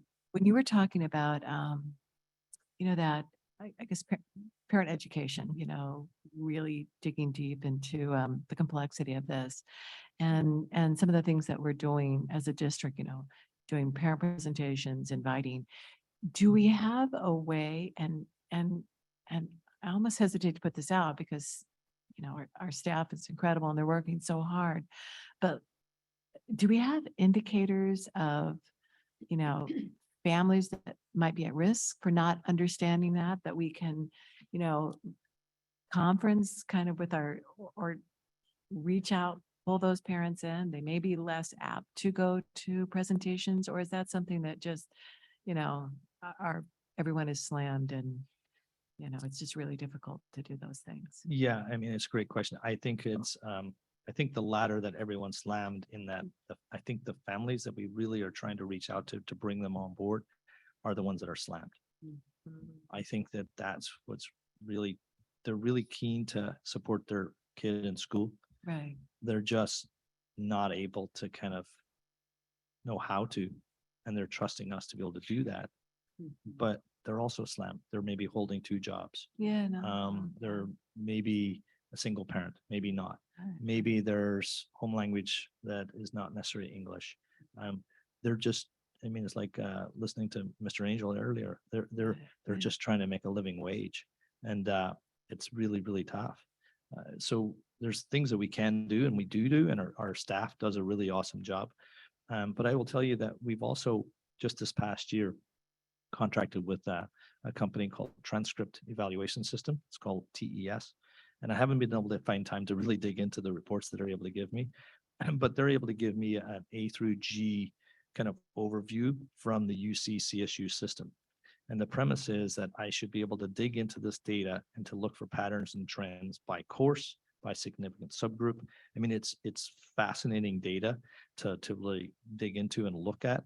And it's part of like our ask as a secondary team to really do that, so we can bring back substantive conversations with cabinet and then obviously with our board to see what patterns and trends we are seeing. We're talking about breaking down like a 9th grade class and seeing was there a specific group of kids? Was there a specific course for that specific group of kids where we saw something that was an outlier that stood out to us? Because it's almost like a check for us to see within our built-in system where we're having weaknesses. And so I'm excited to do that. But honestly, I got the report like late last week, and I'm thinking, okay, let's look at that soon. Okay. Yeah, you're very welcome. So we're looking at A through G for those significant subgroups. We're talking about SED and non-SED. And as you can see here, the percent of graduates who were non-SED who were meeting the A through G requirement, again, we're talking about that 70+%. And then when you look at our comparative data, when we're looking at our graduates who are SED, so we're looking at cohort data, what percentage of our students who identified as SED met our A through G? And we're seeing 54% at SLO High and 42%. So our ask and our challenge as a board, and I appreciate, is how do we close that gap? How do we close that gap between our students who are SED versus our non-SED in the A through G piece? And part of that is our work and our challenge. I would say that we are up for the challenge. I would say AVID is some aspect that can help us dramatically, but also reminding our students at every turn, every and each course they take is so, so important. When we look at RFEP data and EL data, again, we're looking at the percent of students who identified as, or we identified as RFEP. And you heard from Dawn earlier, the importance of that reclassification. And I think Mrs. Frame or Ms. Dobler, you asked the question, how important is it to try and have kids reclassified as they enter those high school or secondary grades? And I think it's imperative. It's absolutely imperative. We have an enormous lift to make sure that our students are reclassified as they enter the secondary grades, think 7th, 8th grade, 9th grade especially. But it's also important to realize that we do have students who enter our high schools and our middle schools who come to us, and it's their first year in school in San Luis Coastal, and they're in EL2. they're in EL1, they're in EL3. So those are pieces of the puzzle we have to be mindful of also. Also, you have to remember that RFEP students, anecdotally, tend to be very intrinsically motivated. And they have made that reclassification jump. And after they get reclassified, it's imperative that we continue to provide support for them. Because they're reclassified doesn't mean that we just kind of leave them to their own devices. We have to continue to have that support. But you can see that our RFEP kids at San Luis High, 56% of them met the A3G requirement and 43% at Morro Bay. On the EL side, I want to tell you what we've done since last year. And this is credit to Miss Addis and Jane Holly, secondary TOSA. They have gone above and beyond to make sure that our ELD 1-2 course is an A3G approved course. So we saw some districts in Southern California, in the San Diego area, Temecula area, that had received A3G approval for some of their entry-level ELD courses. So we reached out, we said, okay, walk us through. We replicated, we looked at, and we have now got those courses approved.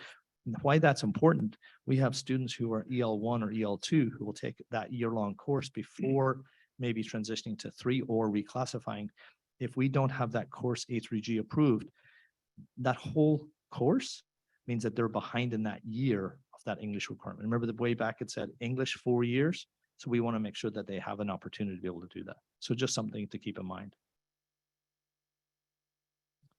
When we talk about students with disabilities, again, the work of Mrs. Frost and Mrs. Gould, where we're talking about co-teaching, we're trying to make sure that we work with our teachers and our students as best as possible. When we have students with an IEP or students with disabilities, we are trying to make sure that those students meet A through G requirements and being appropriately placed where possible. But that is still an area of lift for us when we're talking about our A through G completion rates. And again, cohort data, it's important to see. And then conclusions, obviously, Morro Bay and San Luis High consistently scoring above the state average. And I know we don't want to be average. No, we don't look at that, but it's important just as a frame. 43% was the state average this past year for A3G completion. Morro Bay is at 56%. SLO High was at 70%. Morro Bay closing the gender gap relative to A3G completion rates. SLO High closing the gap with regard to RFEP and EL students relative, but we still have work to do. And then obviously overall work to be done in the completion rates for significant subgroups. But I think moving forward, as I said in our AP presentation a couple of weeks ago, as Mr. Unger said, it's so vital that we bring more awareness around the 4 and 6 year plan and that conversation. The reason why I focus on the accelerated opportunities in middle school, part of our board priority, engaging rigorous instruction, opening up our students to the potential of accelerated math, accelerated English, engaging them in that rigorous course load. It sets them up, in my opinion, for success as they enter high school, because it's teaching them so much more than just math and language arts. It's actually teaching them more and more about executive functioning and the preparedness and the conversation and exposure to. And then finally, continue to identify and remove barriers when we're talking about A3G completion rates. I look at the work that our foundation is doing with Christine Robertson, and how do we lean into our foundation and how do we think outside the system to really make it possible for our students to meet those A3G requirements. And so that was our A3G. Well, let's go to the public and see if anyone from the public wants to talk to us about this. Seeing no one, is there any further board discussion, Mrs. Sheffer? You closed, Mr. O'Connor, on the note of the foundation, which is interesting because I was thinking when I turned my light on that I'm hopeful that if we can continue to, with our summer experience and the direction it's going, that these kids who need 5 years of English or who want that, or, you know, Mr. Unger and I were talking, sort of a little sidebar here a few minutes ago, that, you know, we talk about, there's so much pressure on these kids at 14 to say you can't fail anything. We talk about this, you know, the buzzwords of the last 15 years or so have been fail up. It's okay to fail. You know, you can do it. It teaches you. It's not okay for some of these kids. Doors will close, and the pressure is overwhelming to me. I mean, I think back and think, I don't know if I could get into the college I attended. now, or back then, if the requirements had been what they were. It troubles me, so thinking that perhaps we can use, I looked at Dr. Prater, some of our summer experience to provide not just new and different opportunities for kids, but additional opportunities for them to, if they have had a rough year in a subject and feel that, oh my gosh, I'm now a failure. My parents want me to go to college. I'm not going to be able to do that. They, even knowing that Cuesta is always a valid option, but there are families and students who see that as not their first choice, and it's okay. They need to have more than one choice, but to be able to give them for us to provide as many safety nets as possible as well, to say, all right, you didn't pass that algebra class. Let's do it again. You want 5 years of English, but you also want to have you want to take advantage of electives. So to be able to provide some of that, I hope we can do that for our kids, because otherwise it is a pressure cooker starting from when they're 14 years old or so. And that just seems like a heavy load for kids and their parents.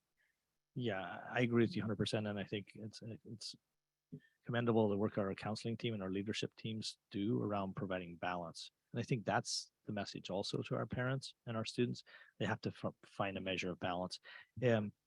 As we know in life, you're going to all make choices, and it's impossible to do everything. And it's impossible to do everything really, really well. We don't like to do that. I'd like to be able to know how to use the Zoom really, really well and be able to click the screen back again. But even I'm limited on that. But it's important. You got to find balance. And I think part of the message has to be to recognize that, as a very famous kindergarten teacher at Pacheco once told me about my own daughter, she's exactly where she needs to be. And we learn at different paces, and it's okay.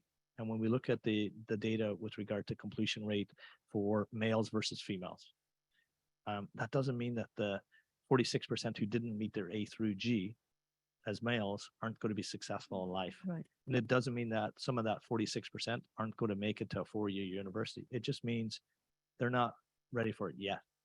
And I think that's where the balance piece comes in, and is crucial that kids understand that as well. I mean, you talk about your child was where she needed to be at that time. And I think something I always told my kids was, you can do it all. You just can't do it all at the same time. Agreed. So I think that but some of that pressure doesn't come from us. It comes from these colleges and universities that kids are aspiring to, and we don't have a lot of control over that. So it's just an awareness of how the hurdles our students face and the pressures they feel. And I know our counseling staff does a great job. I mean, I don't question that for a minute. And I know that nearly all of our parents are well-intentioned and want what's best for their kids, but it's such a, it's just hard. Yeah. It's just hard. So, and I know I don't want our schools to be seen as being all things to all people. That's not fair to us, but I do think that a role I would like to think that we do well, and I think we do it well in many respects, is providing those safety nets to and keeping as many doors open as possible for as many kids for as long as we possibly can. So that's kind of the lesson through this, I think, is saying that when we start telling kids when they're 13 and 14 that you can't fail a class, that's a big burden on a kid. You not fail, you can't get less than a C. Yeah. Right. I mean, that's Yeah. even ramping up even more. Yeah. Thank you. So there's a great number of students as well as their families that don't buy into the competitive culture. They're just not going to, if that pressure's there, they're just gonna say, no, this is not what I signed up for. So that's where the CTE comes in so well, because they can take it, they can, they can do apprenticeships, then they can go on and be, I'd say apprenticeships in computer, and then go on and get a degree in computer engineering if they want later. So I'm just thinking that, yeah, the counselors and everybody would need to be presenting it in a way that doesn't introduce more pressure. Because as you could see from Mrs. Sheffer's presentation, that is a burden. And I mean, her question rather than presentation, that is a burden that culturally, I mean, you could make some generalizations. I won't go there, but there's a lot of kids. I was a bilingual teacher 25 years. There's a lot of kids that are not going to care about the grades per se, because they're just not there to be people pleasers. They're there to follow their own internal compass, whatever it is that is their passion. I think it's important, just feedback wise, we have to be mindful, like we should not ever view a CTE as like less than. It's phenomenal opportunity for students to be able to come out with an apprenticeship or certification in many aspects. And I appreciate what you're saying. Right. Definitely not less than. If No. people would visit the CTE that is provided by this district, it's like so professional and so state of the art. It's amazing. And even the table saws know what to do with and not to cut you. And everything is very, very well done. I had the pleasure of going to back to school night with Dr. Prater because we happened to meet up just serendipitously. Remember, we used that word. And so I got to go to all his kids' classes and including the table saw class. And I was just so impressed with that. It's just so everybody's going to be safe and they're just going to learn so many good things. I got very excited about it, as you can see. So I know it's a good thing. I think it's the future of education. Thank you. Okay, well, thank you. Thank you. Again, another robust discussion, welcome. another very interesting presentation. 10.04 is an action item. It's authorization to approve authorization approval of intent to apply for English learner authorization waiver. Mr. Block, you've been very patient. Thank you. And, Still and awake. good timing, right? The subject that you guys were just talking about is why I'm here right now. Actually, Mrs. Frost was mentioning this individual earlier tonight. Dana McClish is a longtime contractor, and we have a intent to apply for a waiver. Mr. McClish has a preliminary CTE credential. He will be clearing that credential during the course of the year with the Ventura County Office of Education, and at the end of that, he'll have the appropriate authorization. But this is the request to have a waiver this year. Okay. Is there anyone from the public to address the board on this item? Okay, seeing none, I'll bring it back to the board. Would someone like to make a motion on this? Mr. Buckman?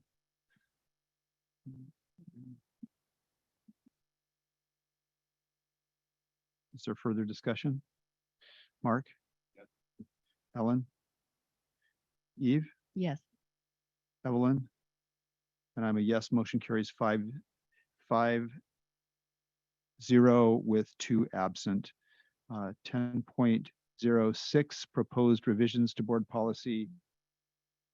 We're skipping 10.05. We pulled 10.06. I'm not missing 2. Proposed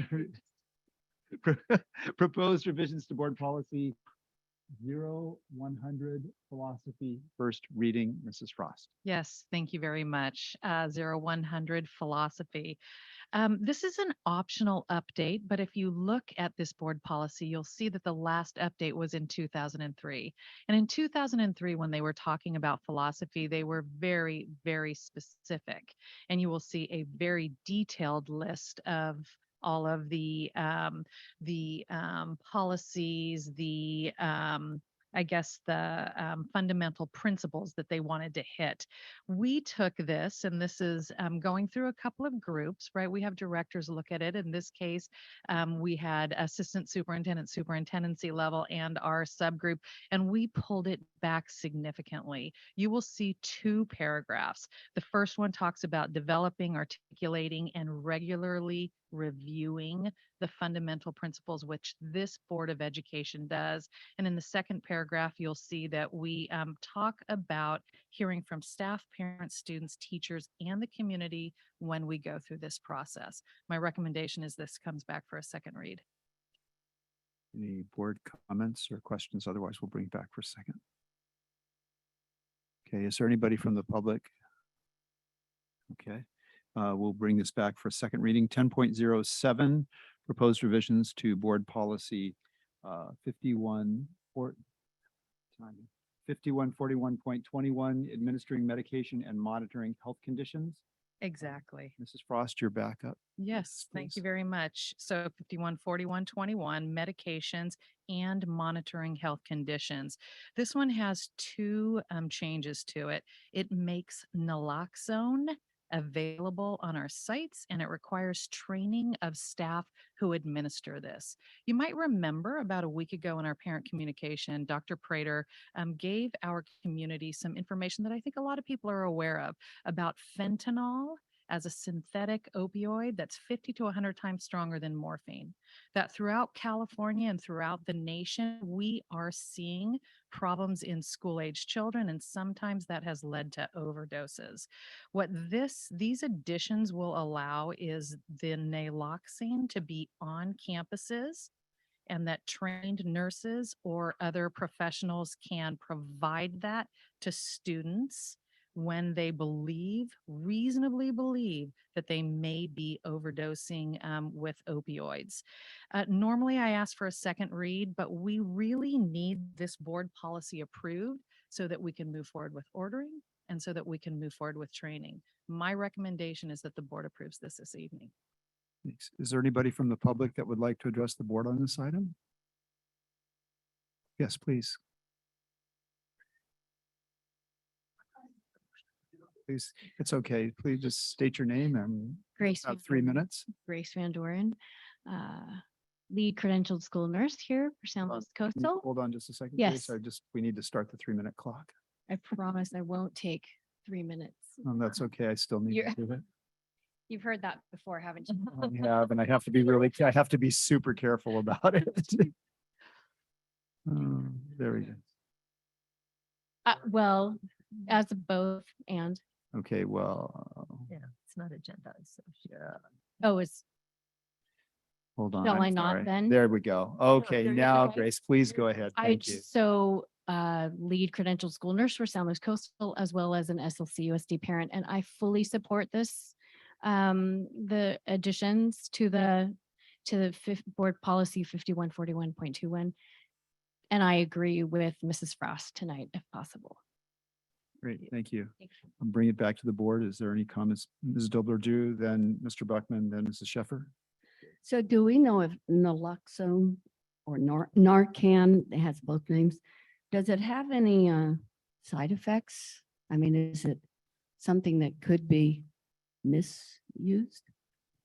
From everything I've read, and we do have our lead school nurse here, the possibilities of the opioid overdose are taken care of by the naloxone, and that there are minimal side effects because they do talk about it's reasonably assured to be suffering from an opioid overdose. So you can go ahead and use this. So I do believe that the side effects are minimal. Understanding anybody in our district who would be administering this will have been trained. And that training is overseen, and they will talk about side effects. They will talk about timing. They will talk about 911 before you administer all of those types of things. Thank you. Grace, could you come on up and perhaps now as a staff member, as a certificated school nurse, could you address that question, please? Yeah, there are no untoward effects of receiving naloxone if you weren't overdosing. But the difference, if you are overdosing and you do get it, is life-changing. It will save your life. It's the same concept as epinephrine for somebody suffering from anaphylaxis. We'll always err on the side of caution and give it. So I think Thank you. Mark and then Ellen. I think Ellen was before me. Okay. You know, I just wanted to point out that the reason this was brought forward was due to, at least in some great part, to Mr. Unger's suggestion. Mr. Unger has what I consider to be the great luxury, but also the devotion to have the time to read much more than I'm able to as a working person. What education articles, keeping on top of things, knowing what's going on throughout the country and primarily the state of California as it affects us as school boards and our district as educators. So I just wanted to point out and thank him for bringing this forward at this time. There have been more and more deaths, overdoses, and deaths among students at school sites being found too late to do anything about it and to save. And I think this is an urgently needed policy, and I'm excited, should the board pass this tonight, to see this the training begin to take place much sooner rather than later. Thank you very much, Ellen. Mr. Buckman. Yeah, so thank you, Chris. I didn't realize it started there, but one of the things I notice when I'm reading is that more and more this phenol is being packaged as candy. It's so dangerous for our student body that I just shudder when I think about it. I'm on the board's policy review committee. I usually, and will continue probably after this, refrain from making a motion because I've been involved with whatever, modifying it or whatever, working on it. But in this case, I would really be honored if I could make this motion. Okay, can you hold that thought? Sure. Mrs. Dawson, is there anyone from the public that wants to address us on this? Okay, go ahead, Mark. So motion by Mr. Buckman. Yes, thank you. Second by Mrs. Frame. Is there any further discussion? Okay, Mark. Evelyn. Ms. Dobler-Drew, Eve. Yeah. Ellen. And I'm a yes. Motion carries 5-0 with 2 absences. Thank you very much. Thanks, Grace. Thank you very much for coming out. Thank you. Great, thank you. Okay, we'll go to action consent.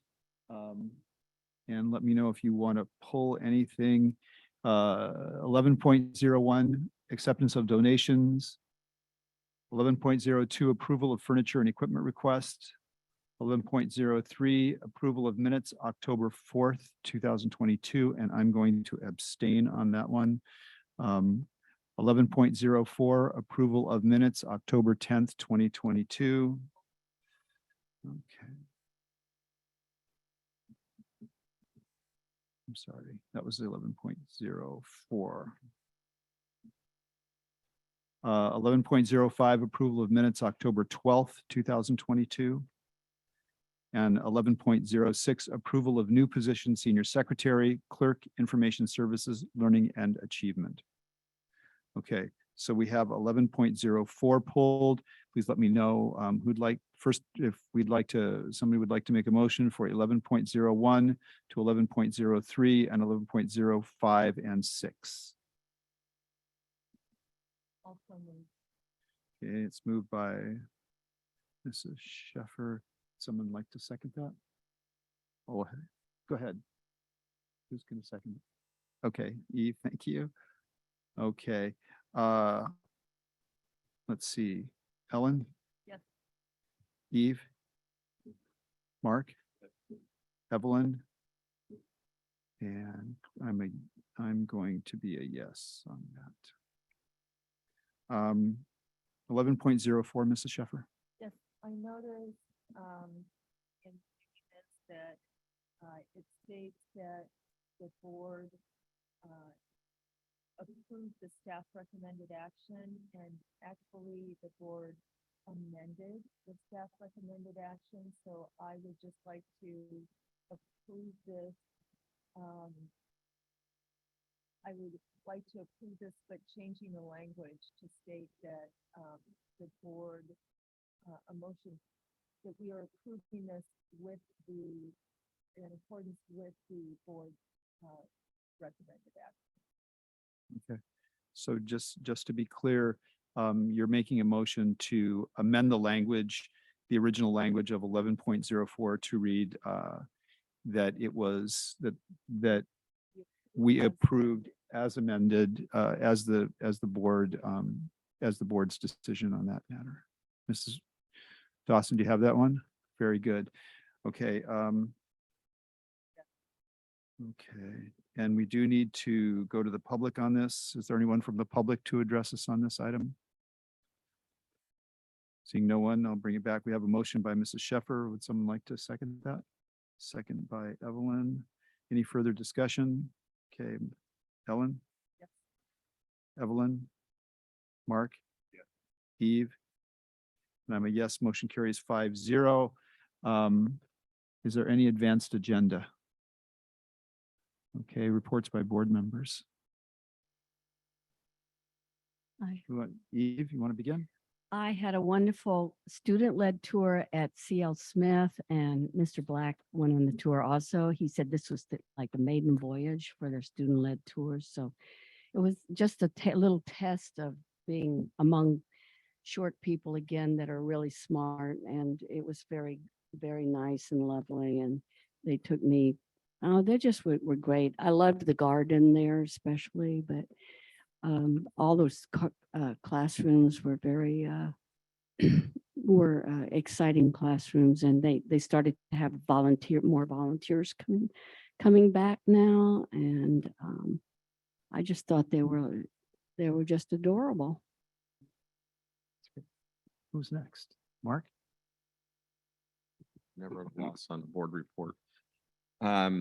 I found out today that I'll be serving on the California School Boards Association's Ledge Action Committee. This is the group that develops CSBA positions on legislation and carries that message to lawmakers at the state. And if I'm not mistaken, Chris, sometimes to Congress. Typically, this is for the state. For the state. So I'll be happy to be doing that at the state level. I also I really feel it's important just every once in a while to review for myself sort of what my role is here. And it seems that part of what I do is I feel is to hold the district accountable, to hold staff accountable. That's what I think part of the reason that I'm elected to this position. And to do that, I feel like I need to ask a lot of questions. And I think that's the right thing to do. And most times I've worked with staff ahead of time. I've got sometimes the answers to the questions, but I feel it's important to bring them forward because I think it's not much good for me to hear the answers as much as it is for the public. So I just wanted to share that. I think it's important, and I've been thinking about it. Thanks. Sure. Anybody else? Okay, well, I went to the Morro Bay San Luis High football game along with Dr. Prater, although I didn't see him there, and that was a great game. Unfortunately, I left before the real excitement started, but it was still pretty darn fun. I went to the Baywood ELAC and Title I meeting, as did Mrs. Roger. That was a great meeting. Really neat stuff going on at Baywood Elementary School. I went to both elementary athletic events, the one at CL Smith and then the one at Bishop's Peak. That was pretty cool. I attended something called Morro Bay Sings. My wife is on the board of directors of the Community Foundation of the Estero Bay. And what this group does is it raises money for youth to participate in various activities. So for instance, if a child wants to play soccer and they can't afford their shoes, this group will give them money to buy their shoes. If they can't afford a uniform, if they can't afford the fees, they'll do that. And I just wanted to point out that this is the 30th anniversary of the Community Foundation. They have given over that 30 years over $600,000 to Estero Bay youth, and it's pretty exciting. So I think I'll just leave it with that. Anybody else? Otherwise, I believe we are adjourned until November. So thank you very much. Thanks, everybody.